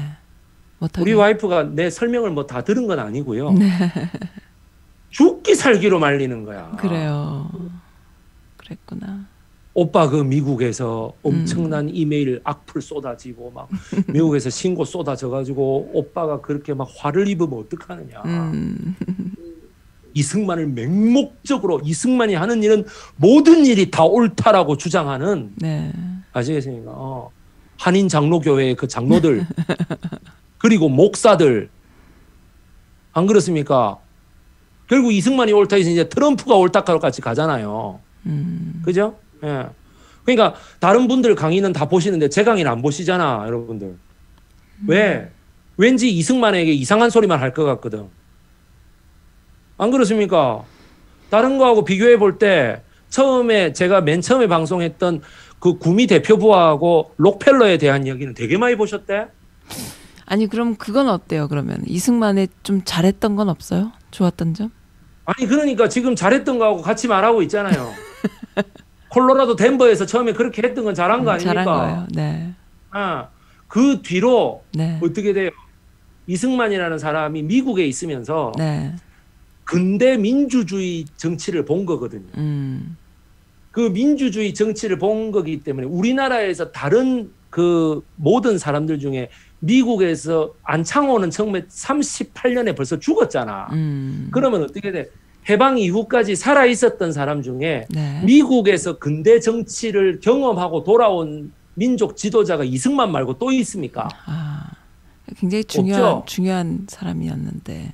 없잖아요. 네, 네. 영어를 잘하는 사람은 장면 박사도 있지. 네. 그런데 뭐냐면 장면이라는 사람은 그때 당시에 국민들 사이에서 그렇게 뭐 지도자급으로 이렇게 생각되는 사람이 아니었다고. 여운형 선생도 영어를 아주 잘했으나 미국에서 체류했던 적은 없습니다. 그죠? 예.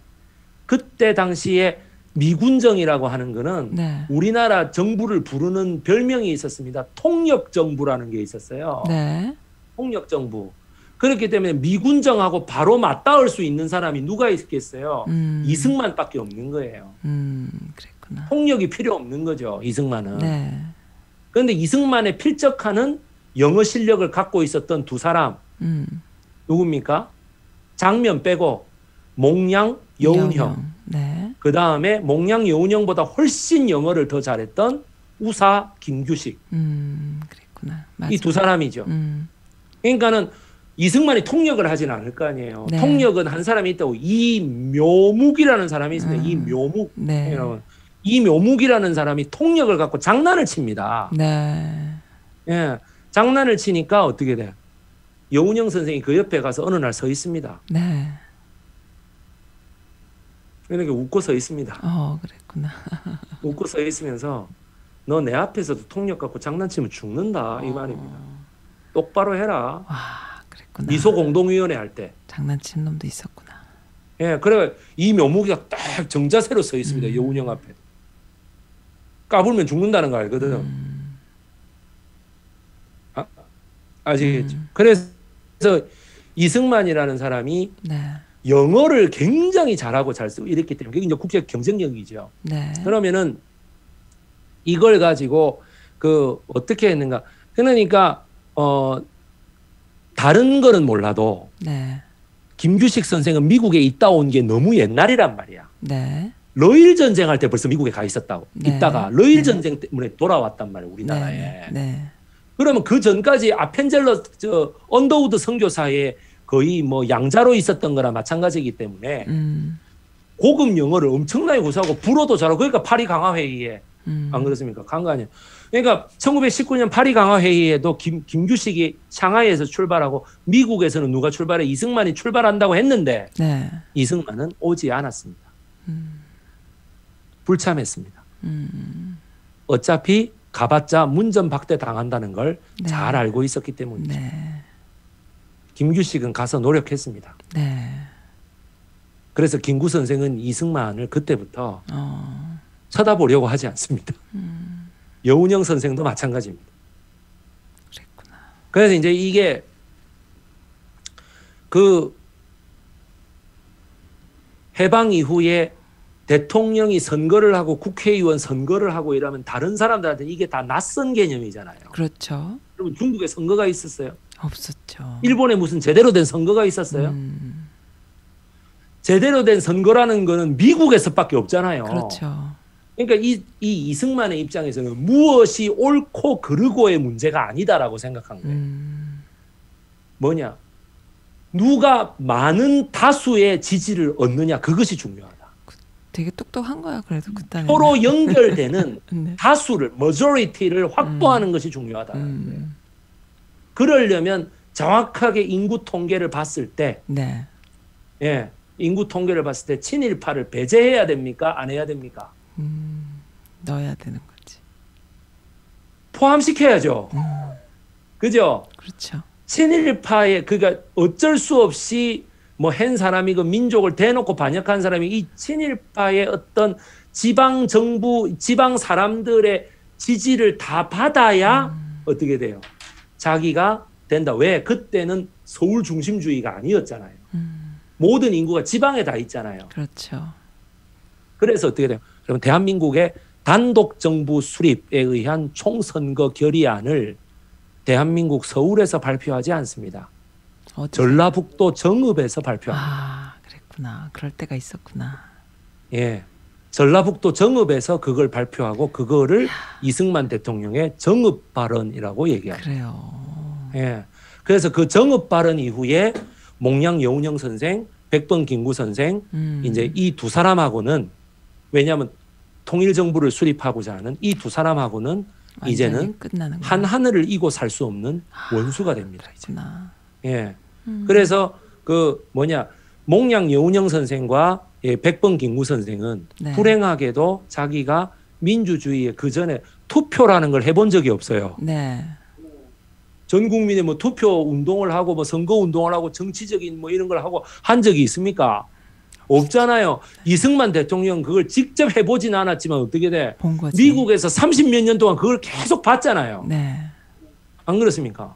30몇 년 동안 그걸 계속 봐놔놓으니까 이게 자기 또 전공도 국제정치 아니에요? 그러니까 딱 그게 체질화되어 있는 거예요. 우리가 지금 미국하고 강하게 동맹을 맺고, 네. 그죠? 예. 내가 대통령이 되기 위해서는 강하게 동맹을 맺고, 왜? 자기 임시정부 대통령이잖아. 네. 국무총리도 됐지만 탄핵까지 당한 대통령이잖아, 자기가. 그러면 영어도 되고 이러니까 내가 대통령이 될 수밖에 없어. 내가 그래서 어떻게 돼? 이 박사라고 하는 나를 추종하는 사람들이 모여드니까 이 사람들을 절대 다수로 포섭할 수밖에 없다. 즉 그래서 대통령을 되려면은 국회 간선제, 직선제는 아직까지 우리나라에 좀 빠르니까 네. 국회의원 총선거를 여는데 그 국회의원 총선거에서 자기를 지지하는 국회의원들이 많이 당선되도록 일반 민중들에게 소위 A라는 사람이 출마하고 B라는 사람이 출마하면 A, B를 지지해서 그 지역에서 뽑아주는 게 아니고 A, B 뒤에 이승만이 있으면 뽑아준다라는 개념으로 네. 가게끔 만들어야 되겠다라고 생각한 거예요. 그런 생각을 김구도 못하고 여운형도 못한 거야. 그러니까. 해본 적이 없으니까. 내가 오르니까. 네. 내가 이만한 경력이 있으니까 당연히 나를 지지해 주겠지. 그렇게 생각했구나. 예. 그런데 둘 다, 예. 그래서 김구 선생이 그 첫 번째 총선거에서 희대의 그 정말 지금 보면 본헤드 플레이를 하는 거죠. 네. 이승만이 저렇게 하는 거에 반대해서 뭐 어떻게 돼? 선거에 참여를 안 해버리는 거예요. 네. 그리고 지금 시각으로 봤을 때는 이건 이해가 안 돼요. 네네. 아니 평화통일론을 들고 나와서 어떻게 돼? 통일론을 들고 나가 이승만하고 세게 붙어야죠. 그렇죠. 붙어가지고 이기는 방식을 택해야죠. 그죠? 네. 그런데 어떻게 돼? 그때는 그게 맞았던 거야. 아. 나 안 해. 이런 거 있잖아요. 그랬구나. 예. 내 같은 사람이, 자, 보세요. 간디도 어떻습니까? 네. 파키스탄 그 힌두교하고 이슬람교가 분리되려고 하니까 똑같은 시기에 뭐 했습니까? 민주주의 선거로 붙었나요? 아니죠. 네. 어떻게 돼요? 밥을 굶잖아요, 자기가. 내 이거 더 이상 분열되면은 나는 굶어 죽겠다 이거잖아. 너가 다시 합친다는 소리 할 때까지 나는 밥을 안 먹겠다 이거잖아요. 네. 그래서 간디가 죽는다고 다시 붙었잖아. 김구 선생이 그걸 봤는지는 모르겠는데 그게 아니고 나 안 해 이러면 이 선거 자체를 안 하게 안 하게 된다라고 생각했던 것 같아. 그랬을 수 있을 것 같아. 근데 하잖아, 그냥. 네. 근데 해버렸잖아. 왜? 이승만 대통령이 볼 때는 저는 어리석은 이렇게 생각한 거야. 아시겠죠? 그랬군요. 그러니까 이게 여러분 그 박용만 선생하고 이승만이라고 하는 이 그 소위 말하는 재미 노선이 네. 미국에서의 노선이 저쪽에 중국의 샹해 임시정부나 만주 길림성 쪽이나 저기 뭐 신흥무관학교 쪽하고 조금 안 맞는 이유가 여기에 네. 있습니다. 예. 그래서 어떻게 돼? 그쪽이 지금 독립운동사를 거의 이렇게 이게 가고 있는 입장에서는 네.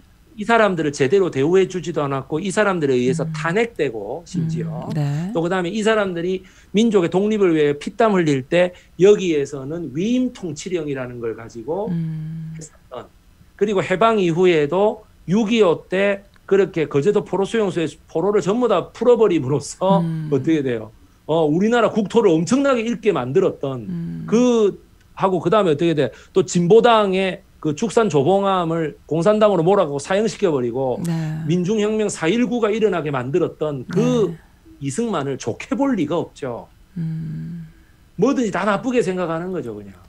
그 예. 뭔가 선진적인 제도나 이런 거를 이해하고 그거를 한국에 써먹을 수 있으려면은 좀 적절한 현실화시키는 과정이 아니 그때 다 필요했는데 나이 드신 양반들인데 그 사람들을 어떻게 1, 2년 안에 다 설득합니까? 그게 안 되는 건데 이제 자기 중심으로 완전히 다 그걸 인스톨을 하면서 다른 어떤 민족주의자들이라던가 리더들이 그리고 그 다 기반이 그냥 다 엉망이 되는 거죠. 그 자기 행동의 모든 기반이 뭐야? 네. 어떻게 하면 그 제일 아래층으로 가면 어떻게 하면 내가 대통령이 될 수 있겠는가? 그거죠, 그거. 내가 대통령이 되려면 어떻게 해야 되겠는가라고 하는 그거 하나로 모든 그 것이 다. 생각이 기반돼 있기 때문에 그 사람 네. 비판받을 수밖에 없는 거예요. 그렇죠, 그런 거죠. 예. 뭔가 나라를 이렇게 선생이- 하나로 하려는 그런 것이 기반이 되는 김구 게 아니라. 선생의 그 입장과 너무 비견되잖아요. 그렇죠. 나는 대통령이 아니면 안 하겠다와 그렇죠. 김구 선생이 뭐예요? 통일. 내가 독립을 위해 도움을 주는 자리라면 임시정부의 문지기 자리를 주더라도 하겠다. 만족합니다. 네, 그런 거죠. 그 차이인 것 같아요. 이 엄청난 차이입니다, 이거. 네. 네, 여러분들. 그래서 결과적으로 엄청난 차이입니다. 비극을 그러니까- 불러오는 거죠. 네. 예. 그래서 이제 그러한 것이 지금 여러분 재미동포 여러분들께서는 너무 이승만 대통령을 반공투사 요거만 가지고 그러니까 어떻게 돼?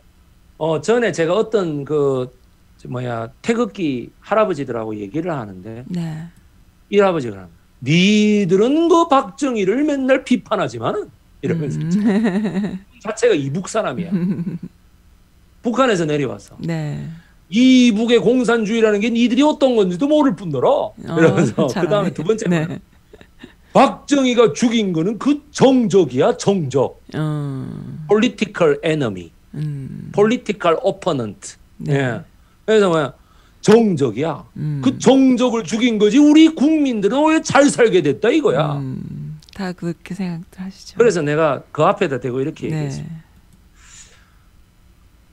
어르신 이러니까 뭐 네 말은 들을 거 없고 이러는 거예요. 그래서 내가 그럼 저하고 뭐라고 대화하러 앉았습니까? 그랬더니 뭐 지잘났다는 소리만 하겠지. 그럼 지금 어르신은 지잘났다 소리 안 했어요? 내 얘기 들으려고도 안 하잖아요. 그러니까 어린 놈이 또 어린 놈이. 어린 놈이 네. 그 할아버지가 한 그때 연세가 81세였고 네. 제가 30살인가 그랬던 것 같습니다. 어렸네요. 예. 예, 어린 놈이. 그래서 내가 뭐 그런데 저하고 얘기를 하자고 앉으셨으면서 일방적으로 그냥 저를 그러면 뭐 그냥 제 의견도 들어보셔야 되는 거 아닙니까? 네. 그 옆에 그분 동생이 있었거든. 네. 그분 동생이 77세였어요. 그때 당시에. 그럼 뭐라 씨 부리는지 한번 들어보자. 거긴 또 경상도인가? 이게 이해가 되십니까? 씨 부린다니요. 한국에서나 가능한 이야기지요. 이래 해가지고 네. 이렇게 앉아가지고 그럼 뭐라 씨 부리는지가 한번 들어보자. 네. 내가 그러면 자기의 정적을 네. 어떤 국회의원이나 대표나 뭐 대통령이 올라갔을 때 네. 그러면 그 자기 정적을 공산당으로 몰아서 죽이고 네. 테러하고 네.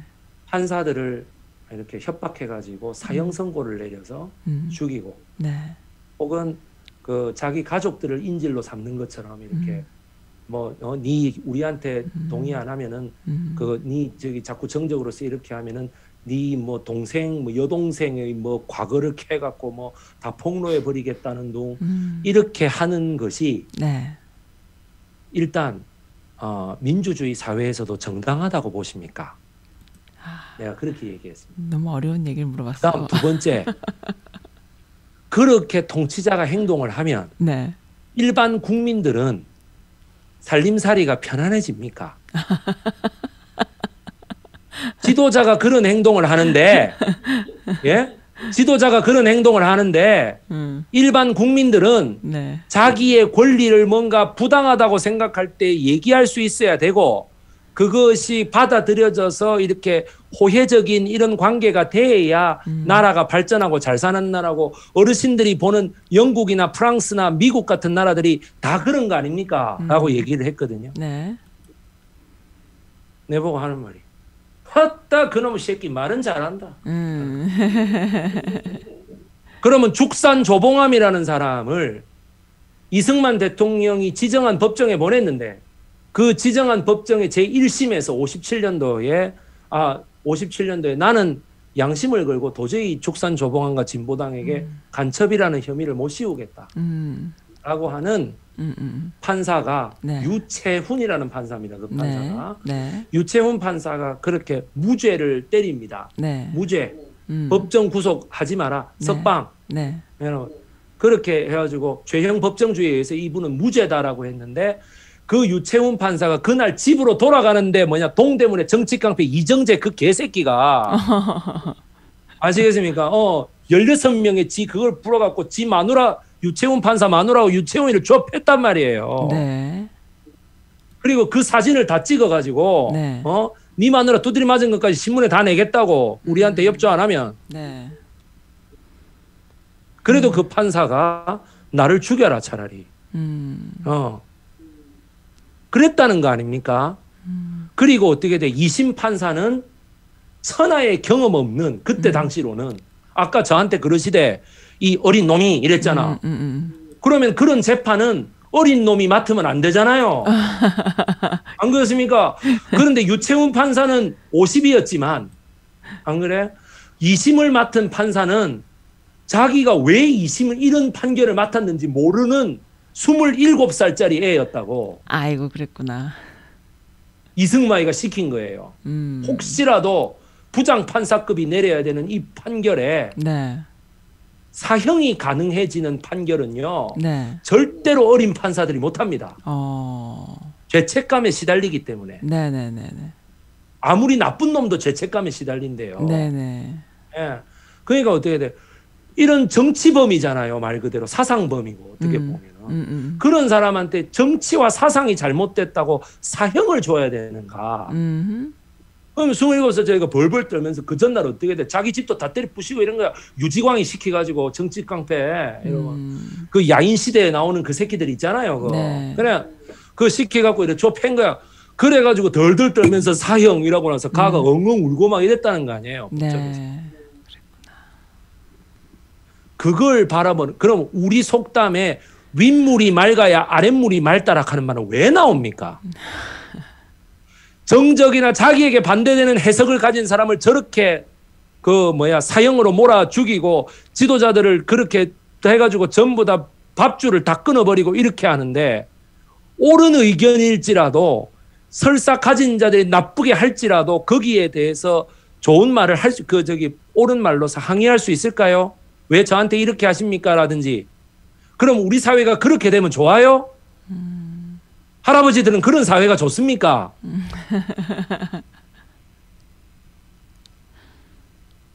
그렇게 얘기하니 할아버지가 내보고 하는 말이에요. 아, 새끼 더럽게 아는 거 많네. 자기는 처음 알았대요, 그런 거. 근데 우리나라 사람들은 참 양면성이 있어요. 또 아니, 아는 거 많은 사람 앞에서 또 내가 그래서 니는 어린 놈이 어째 그런 걸 알아 이러더라고요, 내한테. 내가 그래서 진짜 할아버지 진짜 죄송한데요, 저를 왜 그런 거를 아느냐라고 보니 이게 지금 한국의 역사 아니에요? 내가 그랬다고. 내가 맞다. 왜 그러면 손자하고 아들들을 갖다가 좋은 대학교 좋은 과로 보내려고 왜 그렇게 노력을 하시는데요?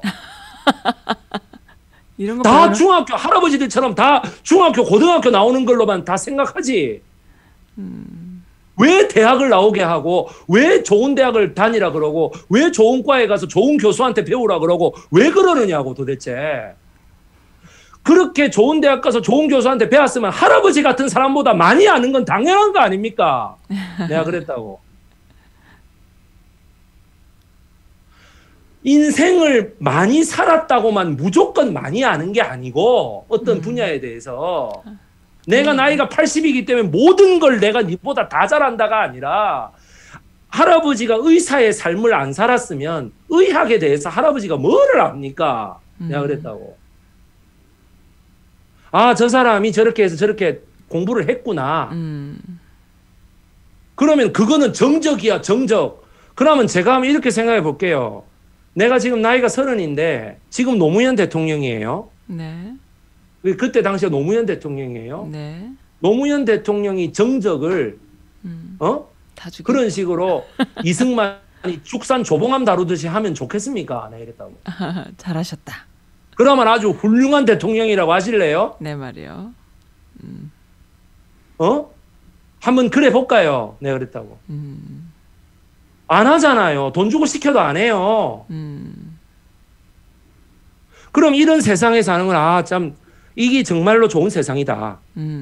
이게 좋은 세상이고, 여기에서 여러분 아까 제가 비트겐슈타인을 서문에서도 말씀드렸습니다만은, 네.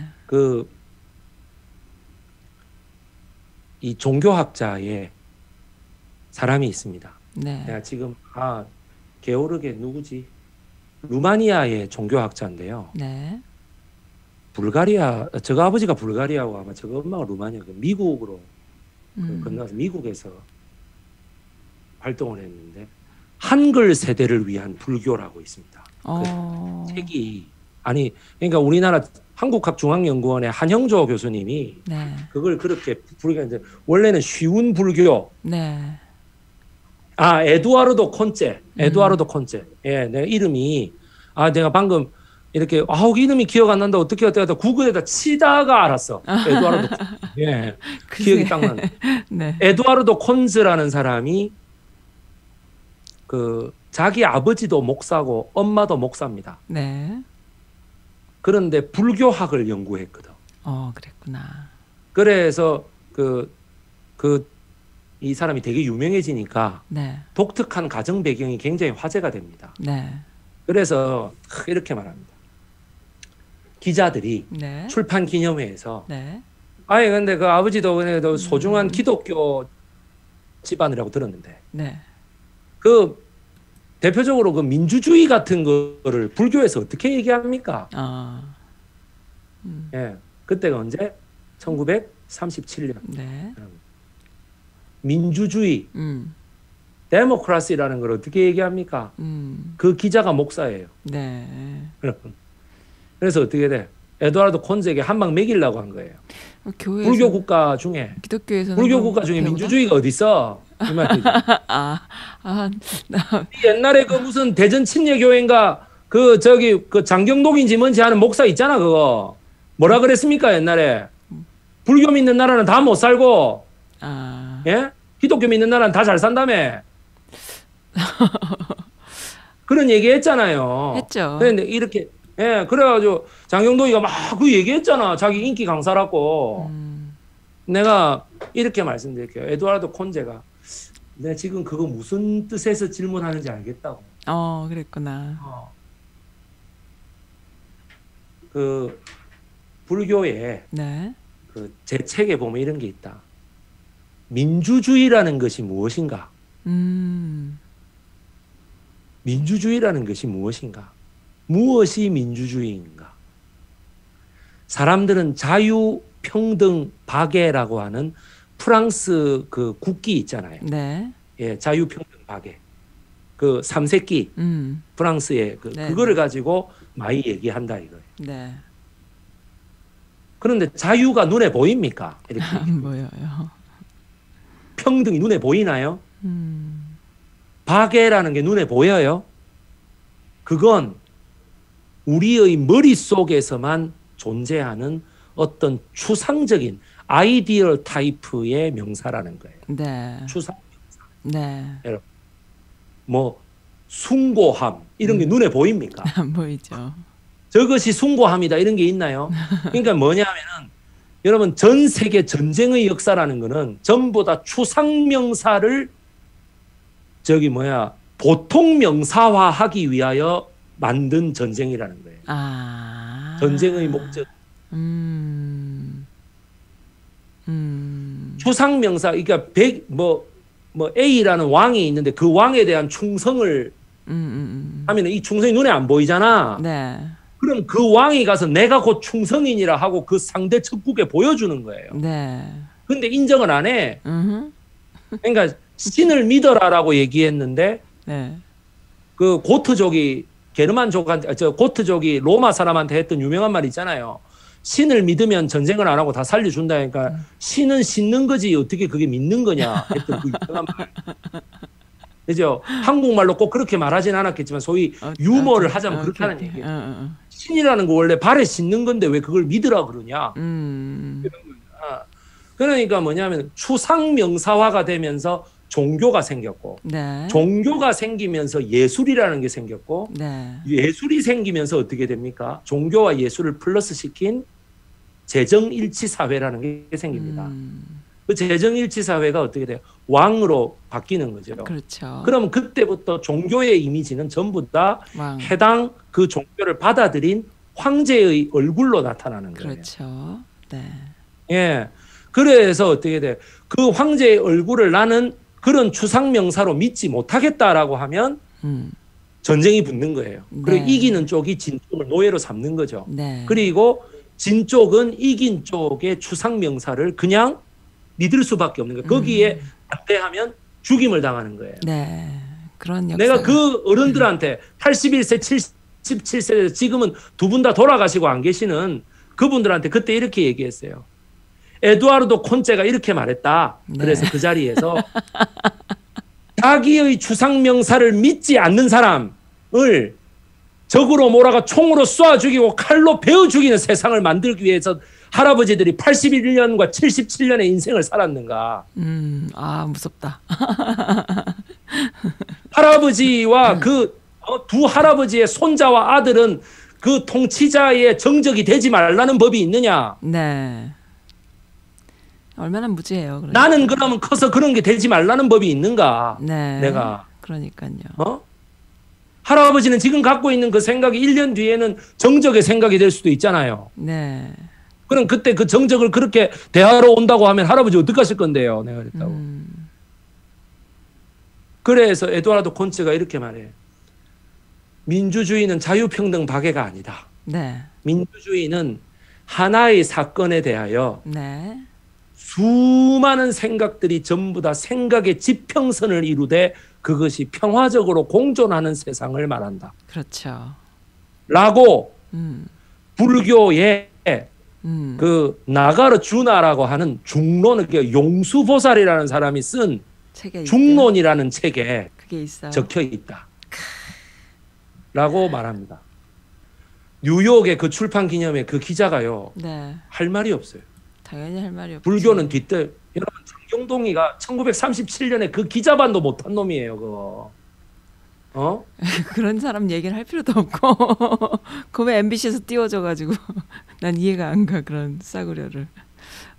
무슨 말도 안 되는 진짜. 이단. 나 듣다가 내 웃기지도 않더라니까 정말. 근데 그런 생각이 들어요. 지금 배 강사님 말씀 듣다 보니까 인류 이래 민주주의 개념이 생기기 전까지 지난 100년 전까지는 사람들이 다 그렇게 전쟁 역사에서 오랫동안 진화되고 살았기 때문에 그걸 벗어나지 못한 사람들이 너무나 많다라는 생각이 드는 거죠. 그래서 그게 21세기 에두아르도 콘제가 그렇게 말하고 난 뒤 네. 1970년부터는 이 전쟁의 양상이 좀 바뀝니다. 70년부터. 자유민주주의와 공산주의의 대결에서 네. 이제는 전쟁의 양상이 70년대부터 어떻게 바뀌냐면 네. 석유와 석탄을 둘러싼 전쟁으로 바뀝니다. 그냥 그 자본주의적인 말 그대로 이제 자원을 누가 더 확보하느냐. 돈으로 싸우는 거죠. 그러니까 이제 이념의 시대가 근데 70년대 소위 말하는 네. 산유국 오페크로부터 벌어지는 오일 쇼크로부터 이제 네. 거기서부터 깨지기 시작한 깨지는 거죠. 네. 깨진 거죠. 그래서 그래서 제가 하는 말이 뭐냐면 말 그대로 그때는 네. 박용만과 이승만이 만들었던 1908년 콜로라도 덴버의 네. 애국동지 대표회 때에는 네. 한인 소년병 학교를 만드는 게 지구지상의 과제였습니다. 무관학교를 만드는 거죠. 미국의 소년병 학교. 예, 미국에다가 콜로라도에다가 정확하게 말하면은 네브래스카라고 말해야 되겠죠. 그래요. 네브래스카에다가 그 기지를 만들어 가지고 학교를 만들었습니다. 그런데 뭐에서 빠가가 나느냐? 네.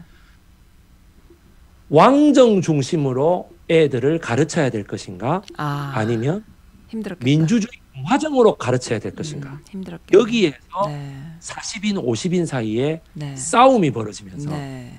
이거에서 만약에 이제 그래서 공화주의 쪽으로 가게끔 되면서 결론이 나면서 왕정 쪽으로 생각했던 사람들은 나는 안 하겠다라고 나가버립니다. 네. 이러면서 이제 한 5, 6년 정도밖에 지속을 못 합니다. 예. 그렇군요. 그러니까 이승만 대통령이 왕정으로 해야 된다 이런 게 아니었어요. 네. 그래서 저는 20명이 아니라 적어도 한 45명 정도로 보고 있는 거예요. 근데 이승만 대통령은 적어도 그런 사람들이 빠져나가겠다라고 얘기하는. 이승만은 본인이 선거나 이런 걸로 자기가 대통령이 되기 위해서 민주주의적인 그런 시스템을 갖다 썼지만 본인 스스로는 민주적이지가 않고 또 왕정 중심의 그런 거를 지향하는 사람이었던 것 같아요. 참 어떻게 보면 미국에서 와가지고 야 이제 진짜 촌스럽다 이거 이런 생각도 좀 있었을 거고. 예. 네. 사람들 생각들이 왜 이래? 야 니들이 선거를 해봤어? 그래서 내가 가만히 보면은 네. 제가 이렇게 생각해 보면은 우리 인문대 쪽에도 네. 생각이 이렇게 옳든 그르든 일단 나를 지지하면 나에게 유리하면 다 내 편을 만들어야 된다라는 그 사람들이 있습니다. 네, 청년이건 뭐건. 있어요. 네. 예. 막 그냥 대충 그냥 편하게. 아닙니다. 저는 그렇지 않습니다. 옳고 그런 거를 딱 따지는 거예요. 네. 그런 애들은 똑같이 어르신들 앞에 가도 어르신들 앞에서 이러지. 네. 저처럼 에두아르도 콘체도 이렇게 말했는데 37년도의 사상을 아직도 갖고 있으면 어떡하느냐고 막 이렇게 얘기하지 않아요. 그렇죠. 예. 그때 그 할아버지 그 둘이가 내보고 이렇게 얘기했어요. 그 둘이 한창 내한테 그렇게 얘기 듣고 난 다음에 기가 막혔을 이렇게 거야, 할아버지들이. 근데 네가 어느 대학교라 그랬지? 그것도 중요해요 또? 그게 왜 중요한데요? 그러니까 제3자로부터 내가 어느 대학교라는 얘기를 듣고 난 다음에 그 할아버지 둘이가 아이고 그러니까 저래 많이 알지. 또 시작됐다 또 학벌주의. 저 죽어도 안 바꾸대 안 진짜. 바꿔요. 끝까지 안 바뀌어요. 죽어도 안 바꿔. 무슨 막 이 바꾸면 뭐 자기가 어떻게 되는 줄 아는가 봐. 뱅글뱅글 돌아요. 계속 거기서 뱅글뱅글. 그러니까 뭐 진짜 이래가지고 이제 대학도 뭐 안 되잖아요. 그럼 아마 이란다 또 집안이 어쩌고 저쩌고 또 이런 소리 나온다. 자기는 그러면 무슨 김씨고 무슨 이씨인데 자기는 자기 할아버지를 올라가 볼까 그럼 뭔지 네. 노비문서에서 샀는지 뭐 진짜 양반인지 어떻게 아는데 안 그렇습니까? 그죠? 정적을 그렇게 죽여버리는 그것이 뭐냐 하면은 네. 마음속에 네. 사람들이 자꾸 그렇게 됩니다. 네. 마음속에 자기하고 반대되는 사람도 기분 나쁘지만 인정한다가 아니고 네. 그걸 어떻게 한번 테러를 할 수 없 이렇게 생각하는 거야. 많이 있어요. 그러니까 저한테 악플 달고 저한테 나쁜 이메일 보내는 모든 분들의 사고방식이에요. 그게. 아직까지도 어떻게 돼요? 네. 아직까지도 이승만 대통령이 죽산 조봉암을 사형시키던 그때의 1956년에서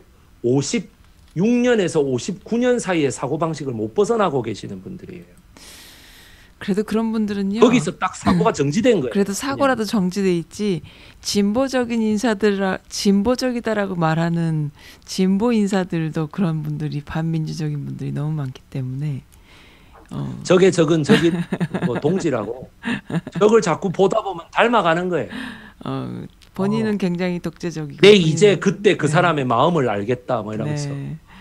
뭐 그런 분들도 예, 많이 그래서 계시죠. 제가 참 네. 이런 오늘 네. 그 이승만 대통령의 첫 번째 이야기를 안타깝네요. 여러분께 해드렸습니다.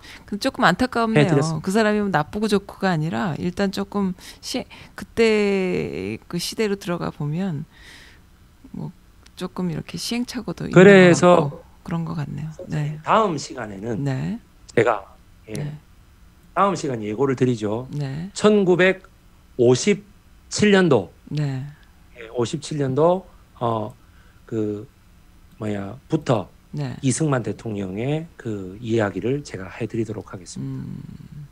거기서는 과연 한미 관계는 어떻게 풀어가고 있었는가? 거기서는 또 이제 죄가 죄를 낳는 상황이 되겠지 또 뭐. 예, 어떻게 풀어가고 있었는가? 과연 이 사람들은 어떻게 살아가고 있었는가?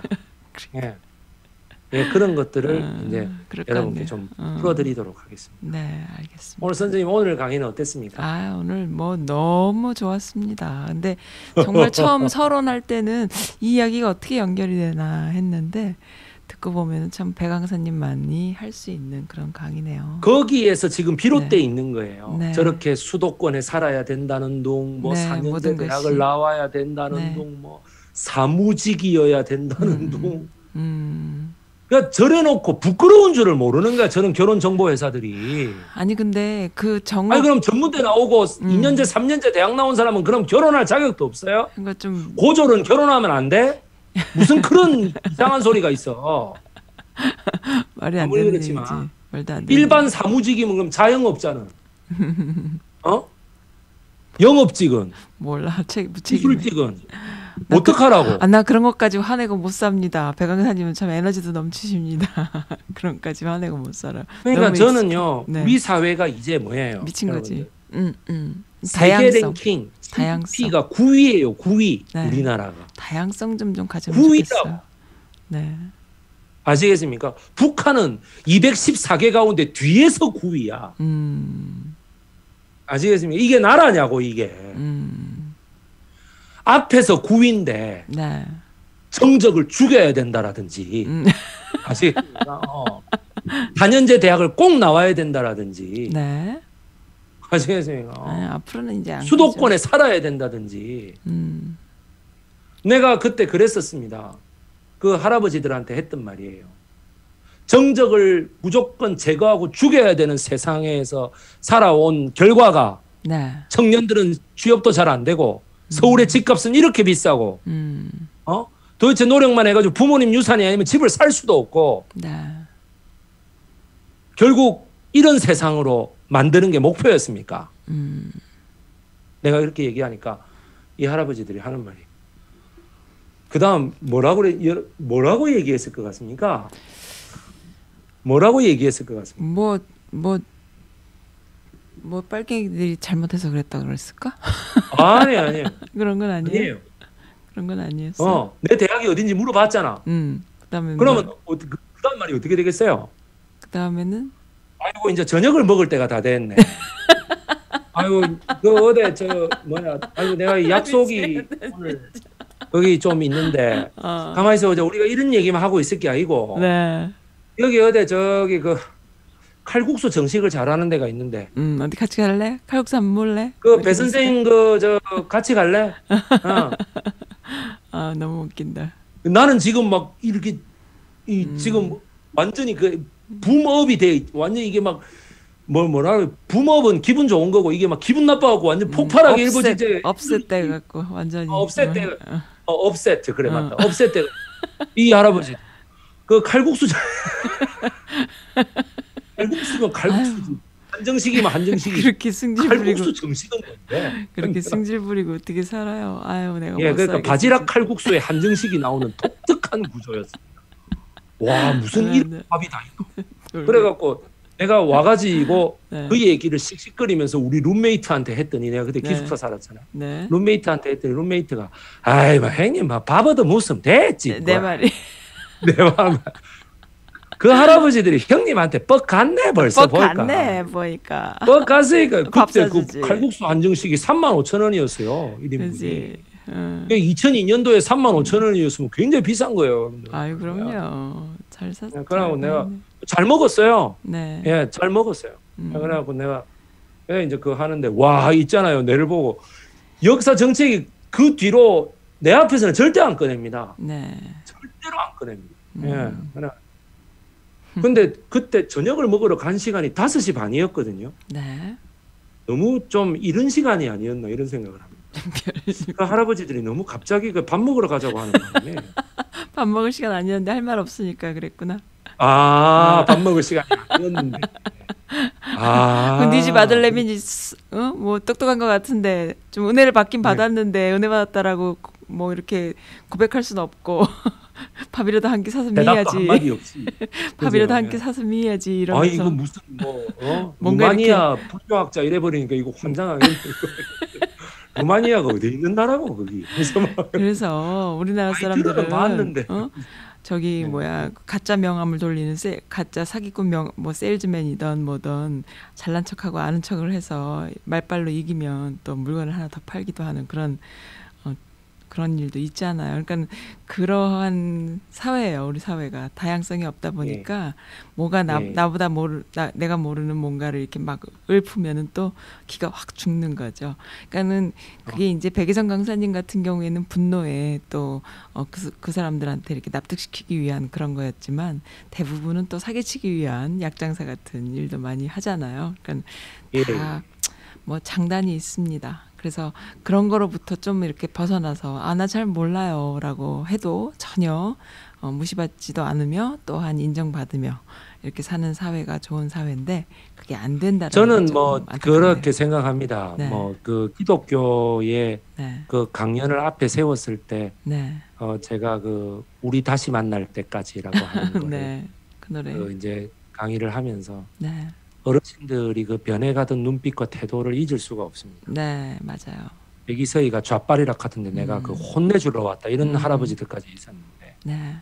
그 내가 왜 이런 강의를 들어야 되나? 저 사람이 뭐 텔레비 나오는 사람도 아니고 그렇게 했었는데 그때 제가 그렇게 얘기하기 시작하자 그 끝나고 난 뒤에는 참 오히려 그 할아버지가 막 내보고 마음이 아파요. 왜냐하면 그중에 100명이 있다면 한두 명 정도는 정말 가짜뉴스를 퍼뜨리는 극악한 사람일 수 있겠으나 나머지 98% 한두 명뿐이겠어요. 12명이지. 아니 그러니까 크게 해서 98% 99%는 순수한 사람들일 수도 있는 거예요. 그러니까 너무나 우리 부모님들 세대들은 그런 게 있잖아요. 왜 그 옆집에 뭐 이게 몸에 좋대 소리를 입에 달고 사시는 거예요.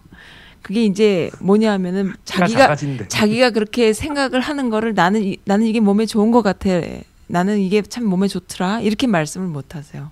누가 그랬다더라라는 거가 입에 붙어 있어요. 그러니까 그게 이제 어떻게 보면은 문화예요. 그들의 그 세대들의 그러니까 불쌍한 문화예요. 싫어하는 사람이 그런 거 아니에요? 네. 말대꾸 하는 사람. 말대꾸 하는 사람 뭐야? 뭐 자기 주장이 강한 사람.